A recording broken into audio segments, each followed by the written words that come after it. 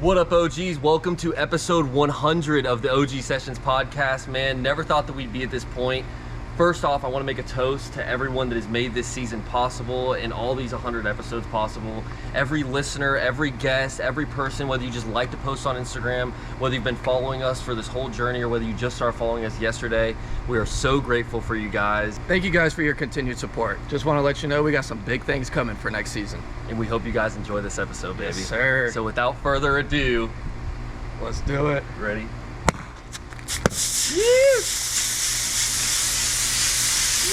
Yes, sir. I'll drink.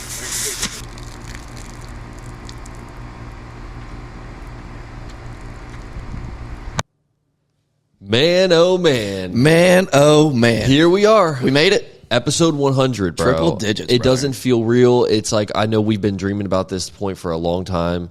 Congratulations. Good shit, brother. Congratulations to our fans, too. Oh, no. Because they've been sticking out with us for this whole time.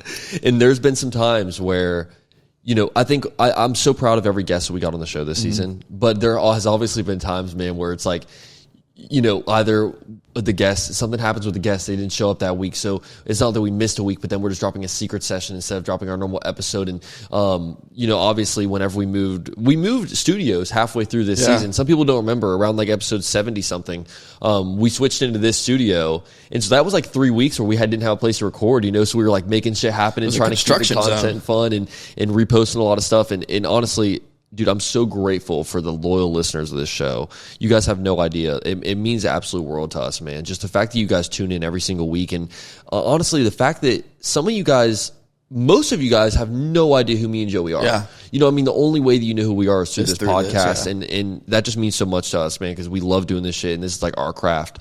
But I'm so excited for this episode. I don't want to take a lot of time on it because we're actually recording this intro after we have already recorded the episode, and it's such a good episode. I know you see the smiles on our face because, boy, it was brother, good. I get emotional in the end. Our guest is like just such a genuine human being, bro, and I'm so excited to do another episode with him. And so let's jump into win of the week. Let's do it. Let's knock this thing out. So win of the week,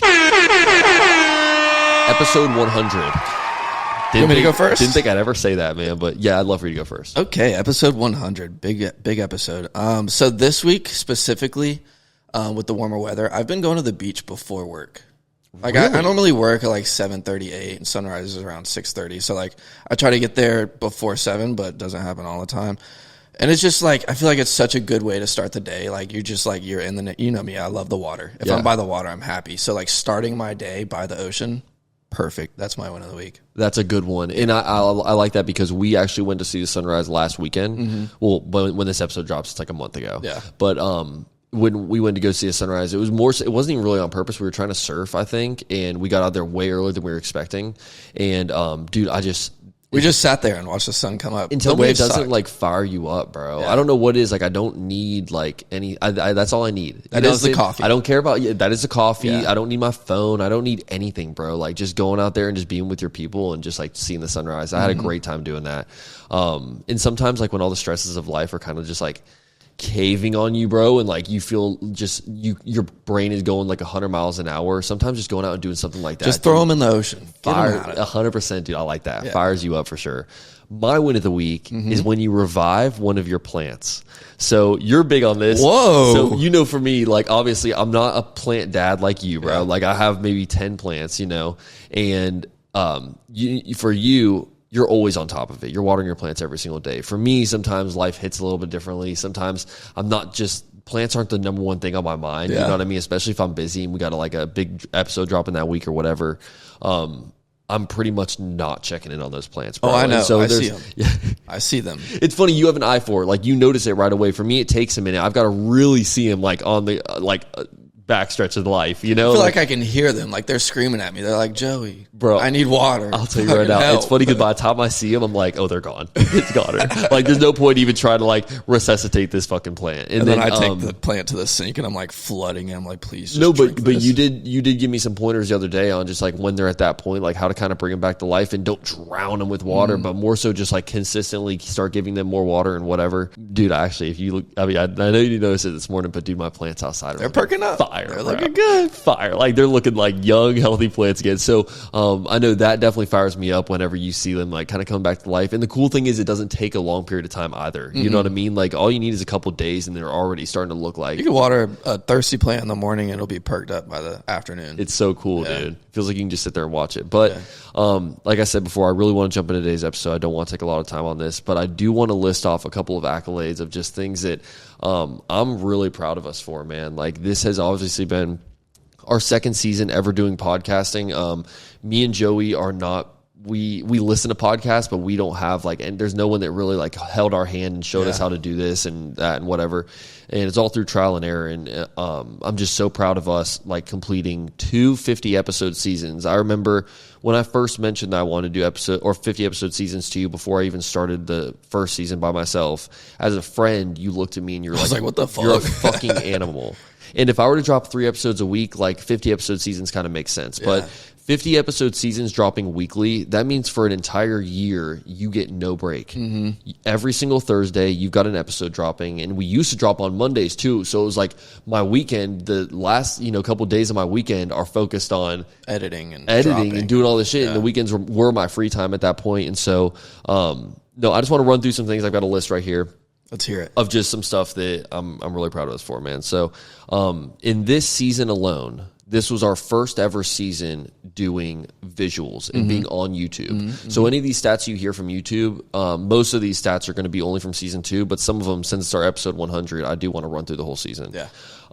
So in this season alone, 47 new guests. We ran 3 episodes as part 2s, so we brought guests back in. But we met 47 new people and learned about their life this season. That's 47 people we've never seen before.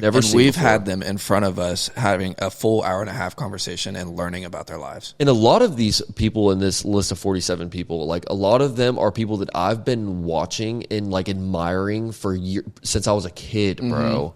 And sometimes I get like a little bit emotional, like thinking about some of the guests that we've had on the show where it's like, I remember when I first started my podcast, I would like joke around about having you on my show because you're so big, and everything from professional athletes, which is something like a field we kind of got into this season, which I'm in love with now, to UFC fighters, which was huge. Like the artists, let's be honest, like some of these artists, bro, like are so much bigger than this podcast and have been on such huge platforms, but they're walking through the door like more excited than we are to run an episode. And I'm like, it just fires me up, bro. The artists are a huge one. Some of these clothing brands, hint, like the one we have on today, just absolute fucking dominating this industry, bro. Like they're just animals. They are dogs. Like these, I'm not going to shout them all out on here, but there's obviously so many clothing brands that we've had on here where if you look back, bro, it's like, they've grown just as much as this podcast has grown over these past couple months. It's like we're all on our grind. My favorite thing is when like we have the conversation with them and they list these things that they want to do, and then months down the road they're doing those things that they talked about on the podcast. I love seeing growth from people that we've had on our podcast. 100%. And a lot of times I feel like we are almost we play like a role in their journey too because of all the new OGs that go and follow them from watching the episode, man. So that's on you guys, though. Shout out to y'all. Appreciate you. In this season, 3 on the roads. So fun. We went on the road 3 times. One of them we were in Jacksonville, kind of like our home turf. But it was still like that was our first ever on the road. We were trying to get a feel of things. Obviously, every single on the road gets better. But I'll tell you what, bro, like going back and watching those just... Which one's your favorite? My favorite is... Nashville because I know that like everything that kind of happened, like it was just, it was a very difficult, like at the time that we did Nashville, there were so many things that were standing in our way and there were so many trials and tribulations that we went through. A lot of hoops to go through. So many hoops to jump through. And then we made it all happen. And just like afterwards, like looking back at the episode, like the on the road vlog, it's just, I mean, we had so much fun on that trip, bro. And it's just me and you for the people that don't know, like that's going to be changing soon, but it's literally just me and you, bro. And so I think like looking back at some of these things and like the work that it takes for 2 people to kind of make these trips happen. The 3 on the roads is a huge one for me. Yes. 3 secret sessions. Those are fun too. We introduced secret sessions at like episode 80 of this season, bro. And so it was like, for me, it's just crazy how we've already done 3 of them. And every single one of them has so much value. Like the one where we're driving in the fucking car, all the Right. new equipment we had to buy to record an episode while we're driving down the road, where you don't have any Wi-Fi, you don't have anything. You just have to like get this content. And then the hot wing challenge. Like shout out to the hot wing. I like challenge, the challenge. bro. We got to do more fun. challenges on the secret sessions For because that sure. shit. I don't know. It's just And the Patreons loved it too, which I loved. It Yeah. was like, I guess seeing us in pain is some kind of like thrill for which them. is but the only place that the secret sessions are available. is on Patreon. Yeah. So if you guys aren't on Patreon, then you're not even going to know what we're talking about probably. Get on Patreon. Brother, we have loyal listeners in 46 countries. That is and huge. that's just a Spotify statistic. Yeah. So I can only imagine like Apple Podcasts and some of these other places. 46 countries have loyal listeners, which means that they've listened to at least 5 episodes or more. Mm-hmm. And brother, I mean that shit kind of fires me up because Why? Like why? why? Like you why don't are they even listening? speak like the English isn't even like the first language in that country, and it's not even like when you think about if you let's say you were in a country where it's like Japan or Russia or some of these countries that are tapping into the podcast like Saudi Arabia, like some of these places, like if you're going to listen to an English speaking podcast, like it's got to be like Joe Rogan or like someone like the biggest one out of all of them. You know what I mean? They're literally tuning into OG sessions, and that shit fires me up. And if you look on the chart where you get that stat from, it tells you it's like 74% is of those listeners are from web search. Yeah. I think that's so cool that I they love that, bro. searched for us. No, because it's not like a link from social media. It's not like they saw us on like a TikTok reel or whatever. It's literally like they went on the internet and they're like on YouTube to watch our show. And Yeah. it fires me up, bro. Speaking of YouTube, 500,000 views on YouTube. That's big. I mean, I had no idea that And that's only season 2 stat too, isn't that's only it? season 2 because YouTube started for season 2. Yeah. Like season 1 was only listening platforms. So no, that shit just fires me up, bro. I'm telling you, the 500,000, 500,000 people have watched this episode on YouTube or watched the podcast on YouTube. Yeah. So, God, I fucking love you guys, man. It's Appreciate insane. you. 11.8 thousand plays on listening platforms this season. I think that's a huge one because it's not 500,000 views on YouTube, but on listening platforms, bro, that's the people that are listening to us on their drive to work. That's the people that are listening to us like whenever they're going about their normal day or when they're like, getting ready for work in the morning and they're just turning on something on the radio, or turning on a podcast. Yeah. And I think that shit means a lot to me. It means that we're kind of like, these people are putting us into their life, like inputting us into their day a little bit, So that's Kind of crazy to think about, isn't it? it is, bro. It's like you're playing a role in this person, like going about their daily routine. Yeah. It almost feels like you hold like a bit of responsibility to like give them a good morning or like Right. give them like a good time when they're enjoying the If episode. you're listening to this right now while you're getting ready, good morning. I hope you have an amazing day. I love you. Yeah, we love you. We love you. 4 new studios. New studios, Since yeah. the first ever episode that we recorded that started on my fucking coffee table, we are now in our 4th studio, about to move into our 5th. And thank you so much to everyone, man. Like, it's crazy to think that we've upgraded the studio like that much to get from a coffee table to now like this, Yeah. bro. It's And that we can keep growing.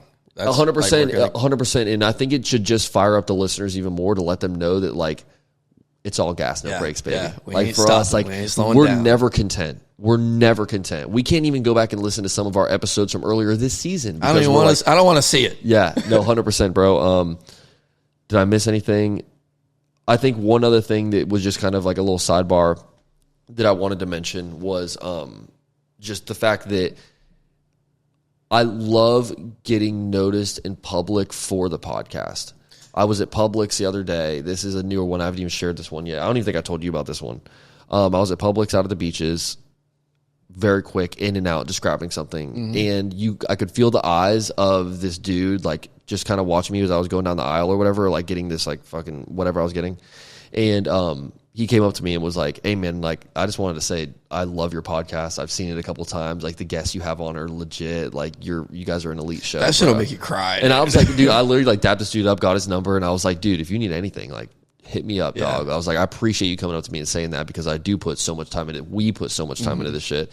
And no, I was about to get emotional right there. And I know you've had interactions like that. There was as well. one time, it was so crazy. I was driving down the road, and I-95, the interstate, there's an intersection where there is a red light, or it's like a bridge under it. Either way, I'm at a busy intersection at a red light, and I'm sitting there listening to my music, whatever, stopped, just waiting for the green light, and I just keep hearing honking. I'm not doing anything, I'm not moving, so I'm like, they can't be honking at me, so I'd pay it no mind. And they just keep going. And I'm like, damn, is something about to happen? So I started looking, and I see this guy hanging out his fucking window, yelling at me. And so I'm like, oh shit, okay. So I like crack my window a little bit, and all I hear is like, OG Sessions. So like I roll it down, I'm like, you're from OG Sessions, right? I'm like, yeah, I am. And it was just like so crazy because I'm driving down the road. No, for sure. And the fact that like it fires them up that much to even holler at you. Yeah, to even say something, saying? Yeah. Like I think we've all seen people where it's like, oh, I've seen you on social media, or I've seen you doing this, or I've seen you doing that. Kind of just like on like. Yeah, just don't even go anything. It's not even worth it. It's like, whatever, like good job. But this dude was hanging out his fucking window. No, and that fires me up, bro. That's why we keep going so hard with this podcast shit. So, no, I think it's cool now how we're starting to like see that people like in person, we're getting that like credibility of like, okay, people do enjoy what we're doing and do enjoy the show. So like I said, I know I want to keep this intro short. 15 minutes later, here we are. But no, small little sidebar. I fucking love you guys, man. We love you guys. Yes. Thank you so much for everything. Thank you so much for believing in this show and believing in us. You guys are going to love this episode. Always an honor having this guest back on the show, man. And he's got so much motion in the city, and he is just such a genuine human being, bro. So love this guy. Stay tuned for the end because this shit gets good, bro. It does. Without further ado, let's jump into this episode, man. Episode 100. Let's do get it.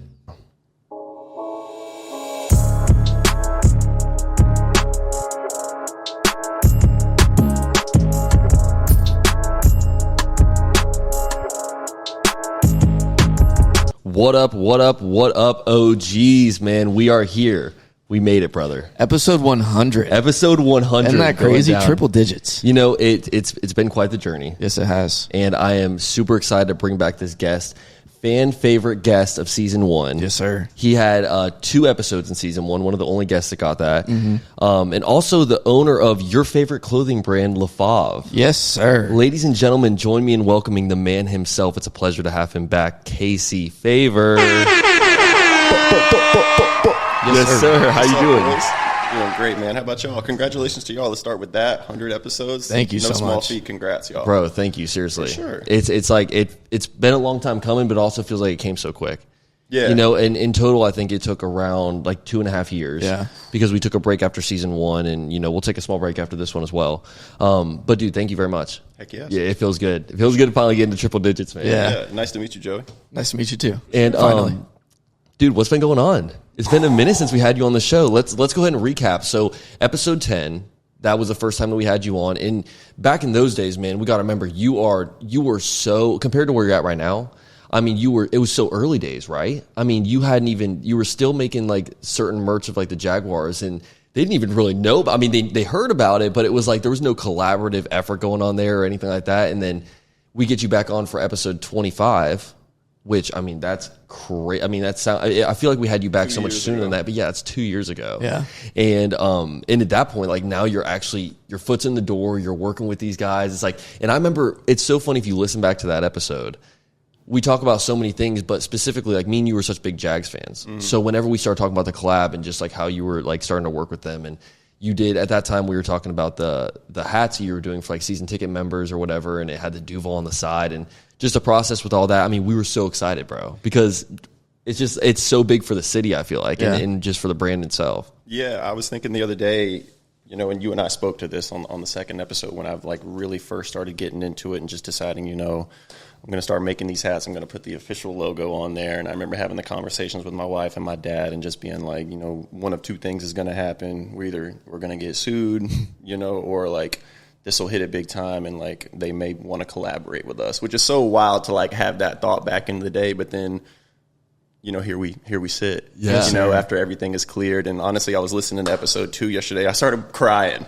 because it was so wild to like go back to that mindset and think, you know, years ago, you just have a vision and you're hoping for the best, but you're risking it all, and to now be able to come back here on this episode and like we can talk about it all and where we're at. It's just an amazing, amazing feeling. Manifestation and energies are so real. Oh, yes, it is so real. It totally is, bro. So no, dude, it's seriously, it's an honor to have you back on the show, and that was one of the reasons I wanted to specifically choose you for episode 100 was just because like both those conversations were so real and just I mean, we were so excited at that point. You know what I mean? It was like, what more can happen? You know what I mean? It just felt like you already like breaking down so many walls. And then now here we sit at episode 100 and the things that you've done, bro, with this clothing brand. And I mean, I love to see it, bro, not just because like on a personal level, like I consider you such a good friend and it's like, you're such a cool dude just to be around and whatnot. But I mean, just from an actual like marketing and business side too, crushing it. Legendary, bro. Fucking legendary. I don't know about all that, but Come on. I'll just say, like,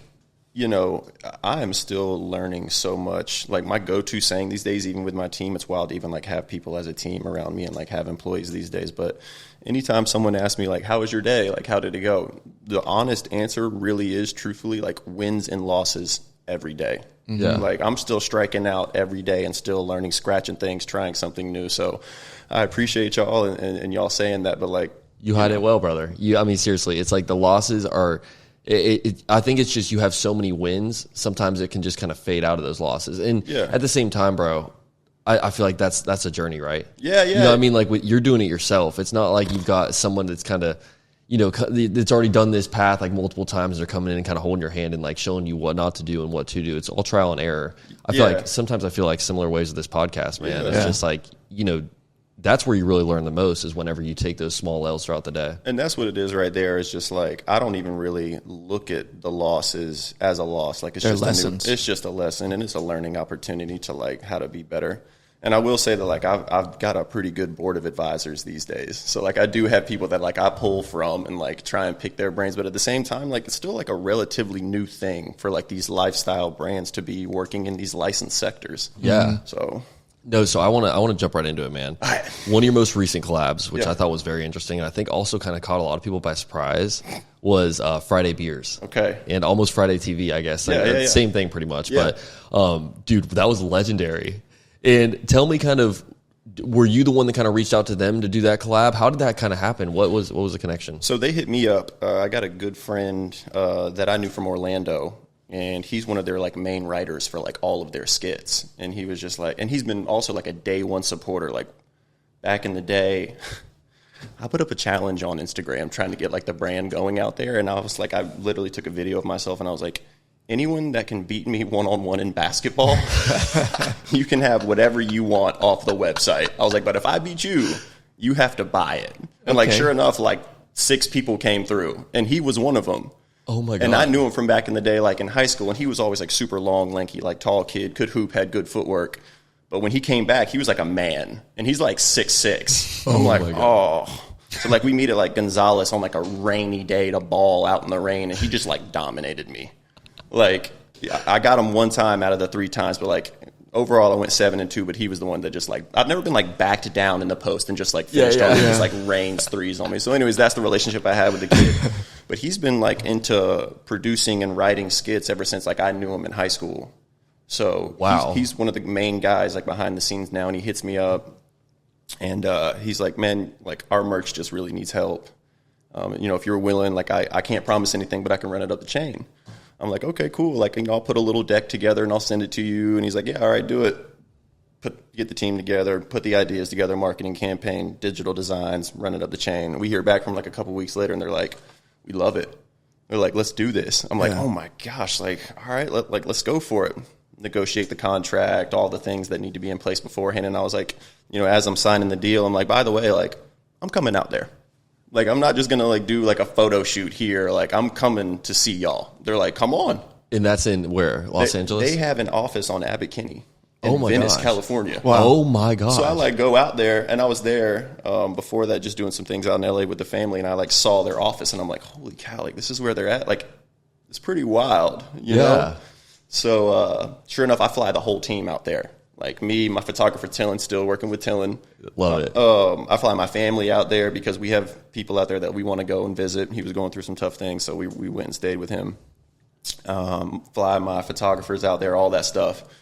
And I remember just going out there with a suitcase full of, like, samples. You know what I mean? Like, I got the T-shirts and the hats. I'm, like, walking down Abbot Kinney with a suitcase. Yeah. And, like, we walk up to their office, and I open the door, and it is full on fraternity house. Like exactly what you think their office would be like is No way. exactly that, bro. No way. They're like live streaming Detroit Red Wings games. They're like screaming in the camera. They got a podcast room. They got like a betting room, like all these things going down. So I just like walk into a conference room, like open up the suitcase. And it was interesting to me because typically when I'm in front of, even like with the Jags or with like a licensing director at a college, like I can really rap sports. You know what I mean? I'm comfortable. I'm in my element. Like it's just, you know, fusing fashion and sports is kind of like the thing that I love to do. Where I've never been so nervous in front of these dudes. Really? For real, yeah. Like the big time guys, like make no mistake about it. Like Friday Beers looks like something on the surface, you know, just like some kids wilding out or whatever. For sure. Bro, there's some strings being pulled behind the scenes, some like higher up people that are really like, really doing some big things with them. Wow. Yeah, so it's really cool to see the business from that aspect. Yeah. But all the comedians start like rolling in and they're like picking through the stuff like right in front of me and I'm just like, I hope they dig this stuff. Yeah. And sure enough, they're just like, oh man, this stuff is like, you nailed the Friday Beer stuff, bro. It's like, congrats. I was like, whew, sweet. That's shit. dope. And so was it all the pieces that you did end up dropping? Those are the ones? Yep. Okay, those were. Yeah, how do you say no to that? They were like, you know, what's your idea for like the marketing campaign? Like I've always been, even like back in the day with the short film, like LaFave's always kind of looked at like, turned their nose up at like a corporate job or something like that. You know what I mean? Like I really want to empower people to like go for your dreams, like do what you want to do. So I was like, man, let's just like do a skit like Office Space style. Yeah. And they were like, okay. I was like, get your comedians, dress them up in suits, go buy a printer, and we'll just like have at this thing in the alleyway. They were like, we'd love it. They were like, let's do it. I'm like, cool. So sure enough, like we're hanging out there, like all the boys are putting on like the suits and like a little orange blossom pin and the hats, wrote the script. And it was cool because at that point, like Tyler Falbo, that's the guy that put me on, it was amazing to see him work behind the scenes. Like they had like, cause you know, with me, like with my production, like, yeah, we have cameras and like we're doing our thing, but this is like legitimate stuff. You know what I mean? Like you're watching it in real time and he's like, no, run it back, do this, yell louder. Okay. Your line's this. And it was just so cool to see it all come together. Me, like just to be able to get in there with those guys and like smash a printer in an alleyway with a baseball bat. Was Dude, like, the video was insane for that. I remember when I first watched it because it does seem like, obviously, it seems like a collab that you would do. Like, you do your own campaign, they do their own campaign, you kind of combine on it. Yep. But then when the video first starts, it's, you just, I mean, you see your hair right away and you know it's you. And it was just like, I mean, it was perfect, bro. I think that video was a great marketing campaign for it. I mean, it made it hyped the fuck out of me, man. I'll tell you that right now. Yeah, that was fun. And then the other part that we did was at my dad's house. So like we did like the work from home scene. So I went on like Facebook Marketplace and bought like the old orange MacBook, you know what I mean? And like did all those things. And the kid Corey came through and just crushed his role, man. Shout out to Corey. That kid, he needs to be in acting or something because, I mean, he's just a G with the stuff, man. That's awesome, So bro. we just rolled it all out in the backyard, packaged it all up, and then rolled out a drop. Dude, and did it do very well? It seemed like it did very well. Yeah, it did great. Yeah, I saw a ton of people that were getting a piece of that, man. It was cool. Yeah. And you know, you also have been doing the North Florida collab, like with UNF. For the people that don't know, obviously, it's like only 5% of our listeners are in Jax, but in Jacksonville, like University of North Florida, that is our school pretty much. that's You the know, college. our bigger university. You have JU and stuff, but you know, that's the one. If you're going to collab with anyone in Jacksonville and do like a hometown drop, and then doing the NF, like the version of the New York Yankees logo, it's like, dude. So that was big for me because, like, right after we did the full-on Jaguar capsule, I was thinking with my team, you know, like, how do you follow that up? You know, you just have this massive drop and an NFL team is truly a dream come true. Like, what's the next step? And for me, it was like, man, let's bring it back to home base. Like, let's do it for the kids that, like, live here and go to school. You know what I mean? So we contacted their baseball team and their coach. We go out there, and I got this idea to, like, all right, I'm going to put orange juice in a balloon and then, like, tie it in a mitt. And, like, we'll do this full-on, like, rollout where, like, I really want the pitcher, like, throwing this ball and like orange juice exploding, and then like the thought behind it in the line is just like, oh, he's juicing. You know what I mean? So like I'm out there and like I asked the coach, I'm like, you know, coach, like I really want you to like be a part of this. And he's like, nah, no shot. Like it's his first year as a UNF coach, and like I don't know what he's thinking of me. You know what I mean? Like you see my ass out there like on the baseball field, like rolling oranges out onto the field and like with hats. And like What is this guy doing? Yeah, and I got like 6 of his players in the dugout, and I'm like styling him and stuff. And like, you're just not sure how he's going to be about it or how he feels about the whole thing. He ended up being the coolest dude, man. Shout out to Coach Mercadantes. Yeah.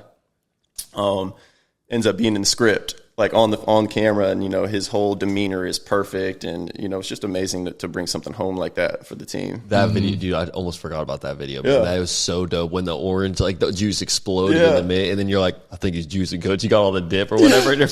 So I got you nailed that role, bro. It was so funny. Just that is the energy of baseball players. So I've got the vision to like make that happen, and in my mind, I'm like, for sure, like that baseball, if we get a good pitch, like it's gonna explode the water balloon. And one of the kids, the catchers, he's like, bro, that's not gonna work.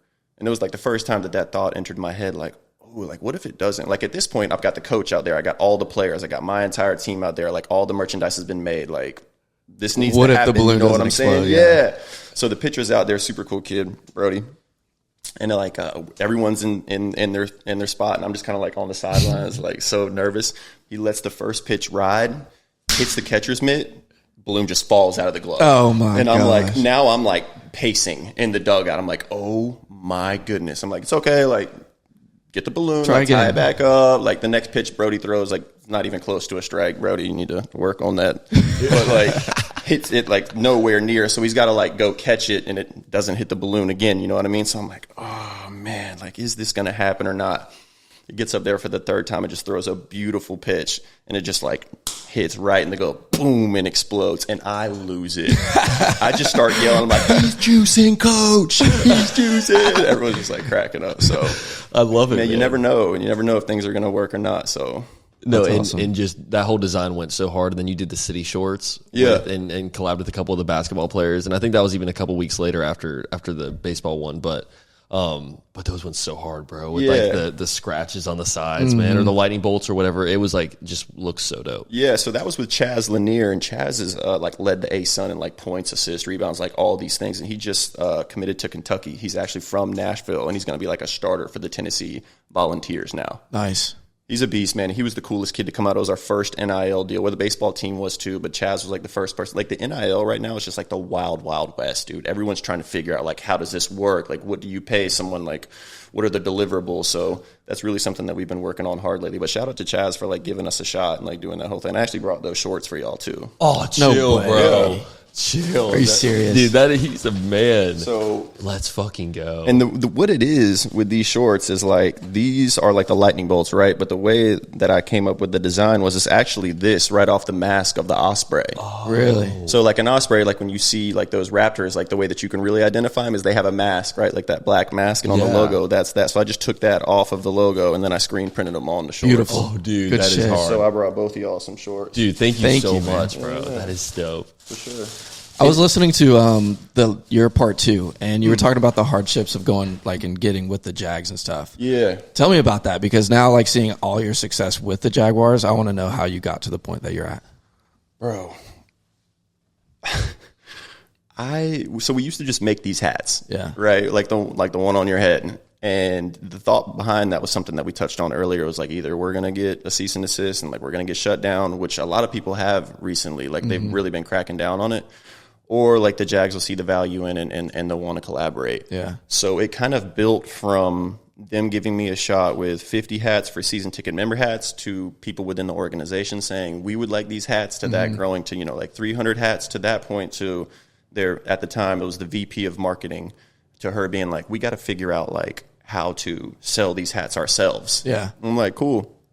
So from there, she goes to New Era. New Era runs all the licensing. You know what I mean? They've basically just like got a stronghold on this stuff. And they're like, no. Okay. No. Damn. No, I don't think so. Which is like, I get it. But like me, I'm just like foaming at the mouth. Like it's my first time to actually like execute on something larger and maybe actually make a little bit of like money. You know what I mean? At this point, like I've just been like, everything, all the fabric, all the manufacturing, like all the marketing, everything just goes on like a credit card at this point, or even like on my home equity line of credit. Yeah. Right. A home equity line of credit is just something, if you have equity in your house, you can borrow against that. Yeah. Super risky, but at this point, like I'm just like possessed and have a conviction to like make this. You're trying to make it. I'm trying to make this happen, man. So like I'm on like the other side of this thing, like listening to like the negotiations from like a third party, the Jaguars going somewhere else to be like, we're working on it, but it doesn't seem to be, happening right now. I'm like, okay. And I've got a good partnership with some Fanatics people because we've done some hats for some NBA teams. And he's like, oh, I know exactly how to do this. He's like, if you schedule a meeting, like we can go to Everbank And I'll tell them, I'll walk them through the application process. I'm like, no way. It's like I hit them up and I'm like, hey, like if you guys have time next week, like I'm going to bring like my friend of mine, you know, from Fanatics. He seems to know like a program that we can enter into and kind of walk us all through it. They were like, you're going to bring Fanatics here? I was like, yeah. So like, all right, cool. Like come by at 10 o'clock. Yeah. So we like set up the conference room, like sitting in there, like I'm like shaking. No way. You're nervous? Bro, I'm just like, you know, at this point, it's still so much a dream for me to be able to work with an NFL team. And you're this close. You know what I mean? You're right on. Like, you're in the office. You're so close. Like you're sitting in the meeting room. You have all the people in there that can ideally take your ideas and your company and the designs and make it happen. Did you feel like you had it in the bag though? Like, nah, really? No, nothing's in the bag these days, man. True. I really never feel like that these days. Like we talked about earlier, like I believe in the energies and the manifestations and putting yourself out there, and you can only take it so far though. You still have to have people that are willing to carry your flag. Right. You know, so luckily I had all the right people in the room, but even from then, they got to take it to the NFL. Those people don't know me. Mm-hmm. Like I don't know how they're going to view me or what they think. So, sure enough, we put in the application process, put the pitch deck together, sketch up all the designs, you know, send it all in, and then it's just like a waiting game. Yeah. You know what I mean? And then the next thing I know, they're like, yeah, you've been approved by the NFL to like release a capsule. Good shit. What was your initial reaction? Like, was it a phone call, email? How'd you get the news? They called me back to the stadium. Really? I think with their whole marketing team. So it's you know, it's like 7 or 8 people, and they were just like, you know, you've been approved, and I was ecstatic, but there was one kicker. They were like, you can't do the hats, and I was just like, I'm a hat guy, right? That's what I want to do. Like this is the whole thing, and they're like, yeah, we understand. And in the contract, it says you can make unstructured headwear, which are what my hats are. Yeah. Right? We put a mesh stay front in it to give it structure, but by the construction of it, it is a unstructured hat. What's an unstructured hat? Like an unstructured hat would be like there's no stiffener behind it. Okay. You know what I'm saying? It doesn't have like the like Correct. if you were to sit it down like a dad hat, like a flimsy dad hat. So like that cat hat, right, or like a Richardson hat, like it has a built-in stiffener like sewn in on the panel. Mine there isn't. Okay, got so it's just like it's loose right here, but then I put like a mesh stay front to kind of give it that boxy look. Gotcha. Okay. But regardless, they're like, yeah, like you got to prove, but like you can't do the hats. And I'm like, oh my gosh. So the vice president of marketing is like, well, you know what? Like, let me just see. You know, she's worked at the league. You know, she's got experience. She's like, let me go see if I can talk to the NFL and see what we can do, and ultimately talk to New Era. Mm-hmm. Bro, she goes to bat for me, and she's like, goes to him. She's like, look, like, is there any way that you're willing to like collaborate with this brand and work with him? Man, New Era comes back and says yes. Good shit. They're like, yeah, we'll officially like have him submit the designs. We'll make his hats for him and with the designs and ship them to you. Wow. They brought me back into the stadium to tell me that news, and I broke down in tears at that point. I was just like, oh my gosh, like these hats that I've just been trying to peddle for like years are like actually going to be officially made by New Era. That's awesome. So like at that point, like I'm just breaking down, like I can't believe it. You know what I mean? So from there, you get the NFL contract. Man, this thing is thick as like a Lord of the Rings script. Really? You know what I mean? I'm just like, I'm not the smartest person, but like I'm gonna read this contract, you know, see what, like if I can decipher some things myself. Bro, this thing was brutal. It felt like as soon as I read it, they were like, as soon as you sign this, we will sue you. Okay. That's what it felt like. I'm just like, but you know what? I'm like, where do I sign? Right. Yeah. I don't give a damn. Sue me. Like at this point, like I'm so far in debt, like my house, my credit cards, like I've been rolling the dice for years, like bring it on. Yeah. But again, send it to my like legal team. My lawyers take a look at it, and he was like, look, I've seen these things before, and like we can redline this thing 1,000 different ways. It doesn't matter. They're not going to go for it. Like you might as well just sign this thing and like let it go in. Yeah. I'm like, cool, where do I sign? Sign it and ship it in, and then you have a fiscal year, like a certain start date and an end date of when you can sell those products. Mm-hmm. Wow. You know? So it's just 1 year. I had a 1-year deal. Wow. With the NFL. Dude, that is crazy. so fucking dope. He's got a 1-year deal with the NFL. You could just say it, just like leave it open. You were like under that. contract with the NFL. Yeah, Don't say you were a player. Don't say everyone's gonna be like, no, that's fire, bro. Seriously. And at this point, that was the deal to make like the full drop with these T-shirts and everything in it. Yep. Okay. So from there, it's just like, here's your go time, and you have until like this date to like wrap it all up. So at that point, then like I start designing, right? So then there's like, I mean, we must have had like 10 meetings, like back and forth, like me just driving to the stadium, like pitching new things. So ultimately, like we get to like the basketball shorts, right? I sketched like 30 different designs, and I only had one design with the pinstripe, but every single person I put it in front of, they were like, That's the one. Yeah. They're like, you got to do the pinstripes. I'm like, man, for real? And they're like, yes. So ultimately, we ended up going with those. We do the airbrush T-shirt. So I hire like an actual airbrush artist, like submit the artwork to him. He hand draws it himself, like on like FaceTime Live. I'm like with him, like watching it. That's so hard. If you could do it all over again, would you change anything? Hell no. Really? No. Good shit. Not a Like single that. thing. Yeah, I love the way you did it, man, because then you also had that polo in there too, right? And the polo was like a perfect little touch to it. And it's funny how you can mix and match like each item and it looks perfectly fine. Like, why does that look okay? Like you're wearing a fucking polo with, like basketball shorts, basically. And you see it works. So many people are rocking that, whether it's just like at, at the games or any like just around town. And it's so funny, but it works. It looks fire, bro. Yeah. Did y'all like the polos? Oh, I love the polos. Okay, cool, because I brought y'all. You're fucking dead, bro. Yeah, dude. I love every piece in that drop, man. It was you crushed it. The hats obviously are like such a staple, and you gave me a hat on the last episode that we did together. It's I think it was like one of the ones that you did for like before you actually had like the official collab with all of them. Yeah. Obviously, I think it was like when you just started making hats with them, and dude, I mean that hat is still in tip-top shape. I'm wearing that. Like I wear that hat like every single week, bro. He really does. Every weekend when we go out, that's the hat he has on. And it's funny. That is like still holding on for dear life, bro. I love it. It's doing good. It better because like that's the staple. That's the core of the brand. You know what I mean? Like I'm still working with the same factory that I've started with for the hats. Like I'm in that hat factory like once every 2 weeks, still working with those people. Is that the same factory that like had the wrong color teal? Yeah. Really? Yeah. Because I was listening to that on your part too, and there was like seemed to be a lot of issues very close to the drop date. Has that happened again, or you guys kind of got those kinks? No, man. I mean, out? it's a battle. Like every design is these days. Like I'm so thankful to have the hero product of the hat, but I'm really like expanding into the apparel realm. And when you start to expand into that, like you're still learning. Yeah. Like our whole new thing is this year we will be fully integrated in American manufacturing. So like even the shirts that I buy, those are my own. Nice. Like I know the field the cotton's coming from. I know where it's being knitted. I know where it's being cut and sewn. Nice. So every piece is going to be our own designs fully, even down to the fabric, down to the thread. That's so dope. Bro, speaking of down to the thread, wait, let me just talk about the polos real quick. Talk about them. So when each meeting that I would have to go to and pitch the like newest designs that I was thinking about, I was thinking in my head, I'm like, man, like we're in Jacksonville, like it's a large golf community here. So like I really want to rep these like and I've always loved like an old school polo, you know what I mean? So like I pitched the polo idea and like the VP of marketing, she's just kind of shaking her head and she's like, what I did was I just went and bought like a blank polo and then like had some braid knitted and just like sewed it on here, cut the collar off and sewed my own collar on there. I'm like, if you can imagine, like it's going to look better than this, just trust me. But like this is the design intent. They like fell in love with the polos. They were like, okay, great. Like, let's do one teal and one white. I'm like, okay, yeah, cool. And the whole time, like, I'm pitching this, like, I'm really passionate about the product. Bro, I got no idea how to make a polo.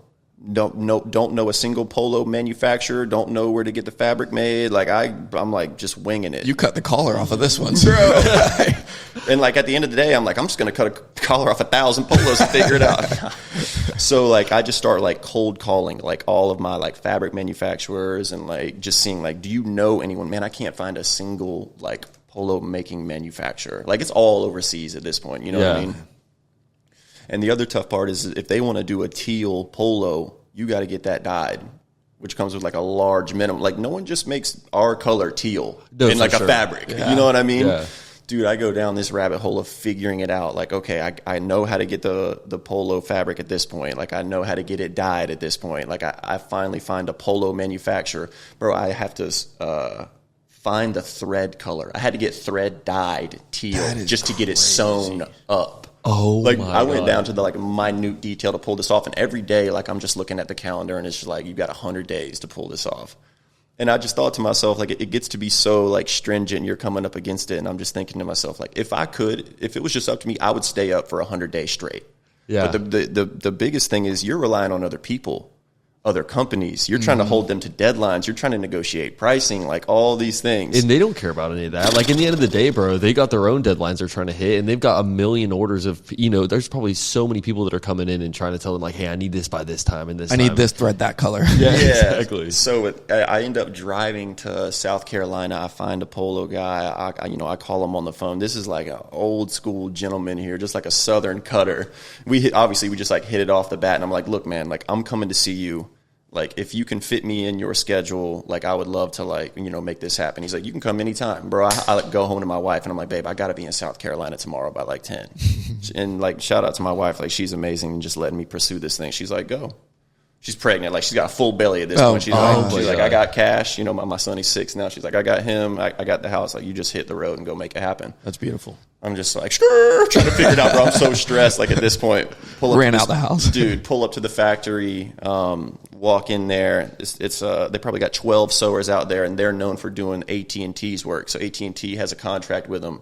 They've been open for 40 years. AT&T states they have to make their stuff in America. Oh, my gosh. I'm walking the floor, and I'm talking to this man, and bro, I pull out the same sample I showed the Jags. I'm like, I'm trying to make this, and he's just like, he's like, what is this?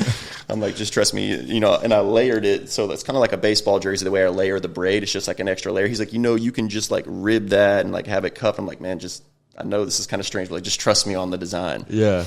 We end up walking the floor, and one of the most powerful things is like going and like walking the floor with a manufacturer. You know what I mean? Because you can see how he's received when he steps out on the sewing floor. For sure. So, like, it tells you everything you need to know. Are the people treated fairly? Is the quality there? Because the quality is reflected in the people and how they're living, like how they feel about how they're working in their environment.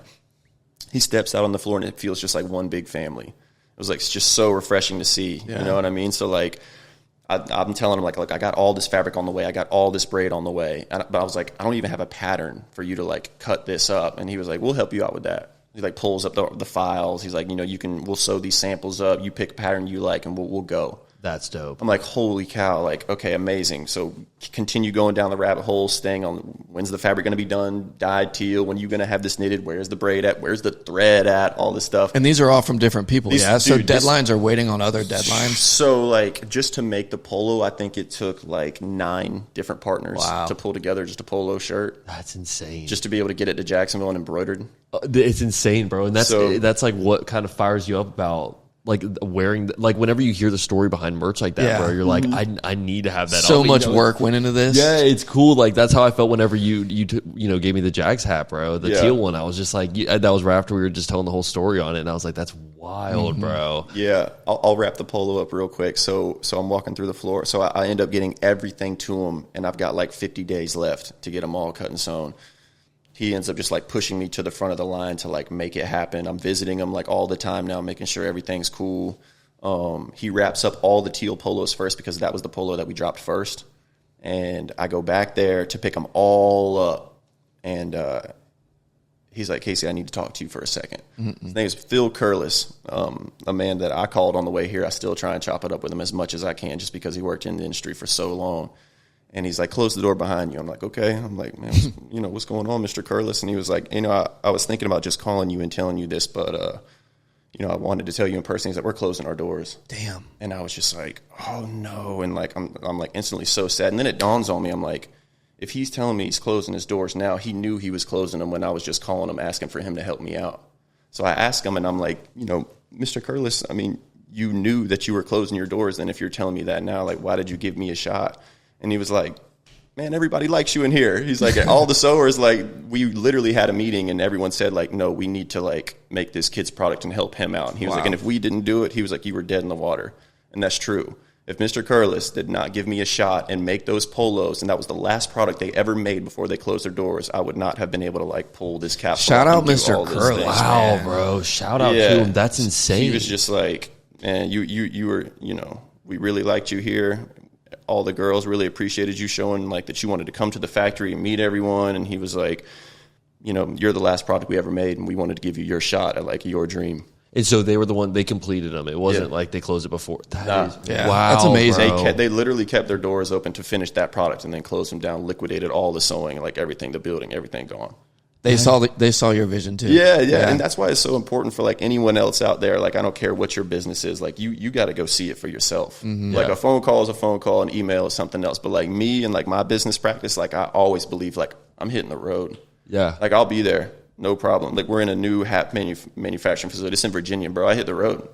Yeah, I'm up there. That's the same thing we did with the one in North Carolina, right? Yeah. The first one. Yeah. And I feel like that also the person that you're going to see that owns a manufacturing place, they're going to take you so much more seriously, bro. Like they see, I mean, he's putting in the miles to do this shit, you know? Absolutely. And it goes a long way. I think that it's not the exact same thing, but I feel the same way about like having people come on the show and like come and talk in person.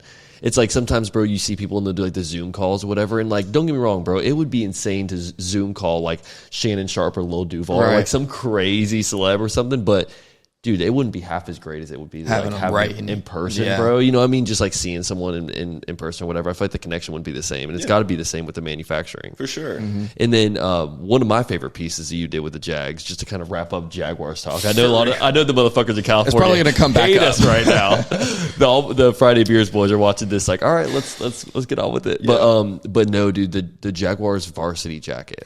Good one. With Andre Sisco. Okay. Like that, first off, I mean, for one, Andre Sisco, he's like one of my favorite players on the Jags. And it was like, I mean, it's such a legendary collab because he is one of the newer guys and he's hot right now. But that jacket, I mean, the details, bro. You're talking about having issues with a polo. A fucking varsity jacket with like the little, the pins and like everything on the sleeve and like the satin, isn't that what it called? Like the material of it, bro. That's gotta be a pain in the ass. Do you want to know how it went? Yes, please. We're waiting, dying, bro. I was gonna message you and be like, hey, can I just get the story on this real quick? Because, and then you get on there and it's like you know the price tag is gonna be heavy for it because obviously it's like it's a varsity jacket, and yes, but it's also the details, bro. I've never seen something with so many fucking details, and it all has Thank you, man. The theme. It's just like, I mean, you crush it, bro. You crushed it. It really went hard. What's the story?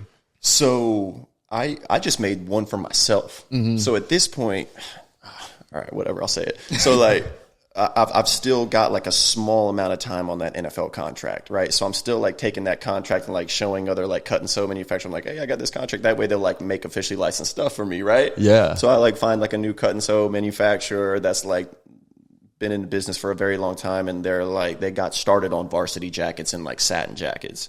So I'm like, I've got a design, like I'd love for y'all to make this for me. And they're the same ones that Agnew wore, the Letterman's jacket, the all white one. Okay.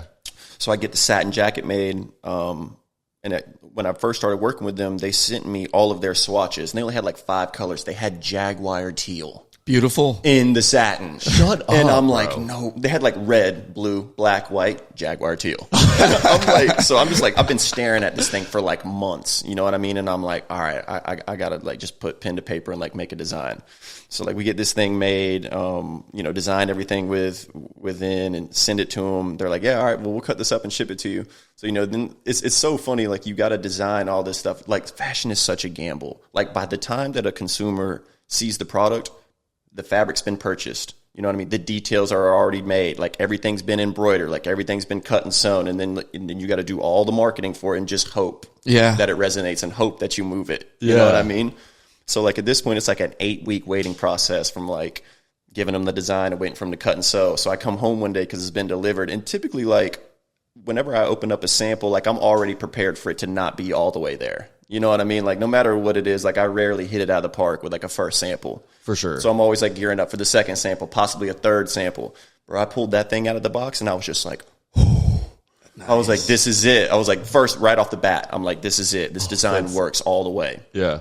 So I'm like super stoked on it. But still at this point, like I'm not going to release it for public. I'm just trying to rock it. Yeah. You know what I mean? So the Carolina game's coming up against the Panthers. Yeah. And I'm taking my son. I got my in-laws in town, but I'm like telling him, like, I'm going to take Cash just for the first half. So Cash and I go to the game and like we're hanging out and I'm like, I'm at the bar. I'm about to grab a water. Someone taps me on my shoulder and they were just like, yo, did you make any more of these? And I turn around and it's Fred Taylor. No way. Yeah. And I just turned, and he like just kind of knows me a little bit at this point, just from like, he's got a hat from the Jags and like, stuff like that. And I turned around and I was just like, oh man, this is one of one. he was just like, he's so cool though. He's like, man, I need one. I was like, Fred, I got you. So from that point, like I went home and was instantly like, do I really want to go down this rabbit hole of not just making one for Fred, but like offering it to the people? One, because it's expensive to make that jacket. But number two, like after all the trials and tribulations that we just went through with rolling out this full cap, like I just came out unscathed with everything from the first drop to the second drop to like this being a 6-month long process. Do I really want to jump back in there and like drop this product? And of course I did. Yeah. I'm like, yeah, like let's do this whole thing. So, I call up the marketing team and I'm like, hey, like I know that we were done and we dropped very successfully these 2 capsules. I was like, I got one more product. And she was like, all right, like what is it? Like you show me. So I tell her the story. I'm like, I saw Fred. He really likes it. And also like everyone else when I was at the game, they were just like, where is this jacket? Like, where are you getting that from? So, like, even when I was walking out, like the people like driving like the cleanup bus and stuff, they were like stopping. They were like, yo, where is this? So I told the story to them. I'm like, I really think it would resonate well. Like this could be our last piece. And she was like, okay, like you got to go to the NFL. You got to pitch it to them. You have to ask them. You got to pitch your quantities. So call up the NFL. So I've got a decent relationship with them. And I'm like, I got one more piece. And the cool thing was I was quick to pay my royalties to the NFL for everything that we sold, right? So I have to cut a check for every piece that sells to the NFL. Oh, wow. Yeah, of course. What is in the contract? What is like around the percentage of that? I'm so curious. Bro. Around 20. Damn. Wow. Woo. It's the NFL. Yeah. Well, no, for sure. They're going to get their money. No, for sure. But that's not even the highest royalty I pay. That's some of crazy. these colleges are very proud. Wow. We'll talk about that. Okay, yeah. So, but the main thing that I wanted to do is just another business practice of mine is like pay people on time. Like I do not like having any of my money like not being paid out there. You know what I'm saying? So like the very next day, as soon as we finished dropping capsule 2, I like contacted the NFL and I'm like, hey, I've already done the royalty rates. I've put the spreadsheet together. Here's what I owe from the DTC to the web store to from Fanatics to the in venue. Here's everything. And she was just like, whoa. She was like, typically we have to like chase people for this. She was like, this is amazing. So I wired the money like right there on the spot. So when I came back for the satin jacket, she was like, she went to bat for me for the NFL and was like, this kid literally paid like his entire royalty fee the next day. Like we should give him like this jacket. Yeah. And sure enough, they're like, yeah, like roll with it. Oh my God. So I'm like, what was the quantity you told them? I'm sweet. So I had learned a little bit. So early on with the Jaguar capsule, I was stuck, right, in between the marketing team. The marketing team for the Jags, like they're looking at this as a marketing play, as they should, right? And Fanatics is looking at this like, we're about to, like, we want to sell as much of this as possible. And I'm caught in between because still with Favre, like, I try and keep everything limited, you know what I mean? Like an exclusive type thing. Yeah. So at one point, like, I'm negotiating with the Jags being like, look, like, I believe we can move this many units. And then Fanatics, on the other hand, is like, no, we need like 5 times that. Yeah. Not to mention, I'm still negotiating pricing between the two of them. Yeah. Like, I'm still trying to keep everything like as affordable as I can for like our people, like our city, right? Fanatics is like trying to like mark it up like 50% even more on top of that. Yeah. So like at one point I was at the training camp and this was like another dream of mine. Like I'm sitting there at the training camp, brand new facility we just built. Like I'm sitting there with Fanatics, my buyer right next to me as I'm watching the team warm up. There's mad hype around us, right? Calvin Ridley's in town. Like we're ready to make a run for this thing. Yeah. It's like a surreal moment for me to be sitting there and like negotiating the capsule with Fanatics while watching the boys. Like, I almost feel like a GM, you know what I'm saying? But it was super like wild to be caught in the middle of like, yes, this is marketing, and like, you know, the Jags are like, you can sell 12 shirts, and Fanatics being like, no, we need 12,000. Yeah, you know what I mean? And like just navigating those waters. So, anyways, learning from that and taking that to the NFL because the NFL has to approve your quantities. Okay. So at one point, like we had all the polos going. And I was like, man, I've really shot this short just from like, I'm trying to gauge like the analytics, you know what I mean? So I had to go back to them and like ask for more. And especially with the basketball shorts, bro, I started out with, all right, I never talk numbers, but like we can get into it. I started out with like 100 basketball shorts. Oh my God. That was it. Why? Bro, That's crazy. 100? So 100 per size, or is it like 100 total? I had like 100 total. No way. Insane. That's Because wild. I'm trying to negotiate with the marketing team. Like they want this to be like a microscopic thing. And I'm and again, this goes back, like this is my first time, like first shot at actually having a little bit of money and to come into the company, you know what I mean? So like at that point I got to go back to the NFL and be like, hey, like I know I asked for 100, but like I need way more than that. Yeah. Because I can't even imagine dropping those shorts and having them evaporate in 10 seconds. And then people just being like, what the hell was that? Happened? Where's my chance? What the hell was that?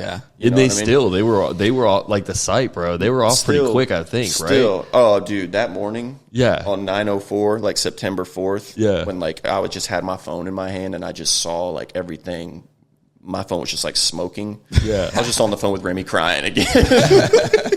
Yeah, me and Scotty were sitting on the site right away, bro. And I remember he like went to go refresh his phone, and one of the items that he wanted was like immediately gone. And I was like, that's crazy. And it was, I mean, I was so happy to see it, bro. Because I mean, I know the time you put into this shit, and that jacket specifically. Just to touch on that before we get out, I mean, so fucking hard, bro. So and then perfect rollout for that as well. But continue. So for the jacket, for the quantities, like. I learned to ask for more than I would need, right? Because I made the mistake early on of having to go back to the NFL, and they actually held me back on quantities. They were like, you can do this many more of this product, but not on this. So when I went back for the jackets, I was like, I need 5,000 jackets. No, not really, but you know what I mean? Like I like really like overshot it to make sure that like I could sell it. Yeah. You know what I mean?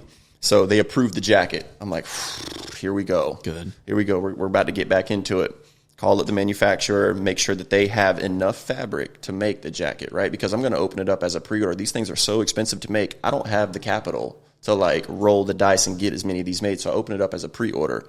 And I tell the people, like, we can get these done, 6 to 8 weeks because that's what the factory's telling me. For sure. Right?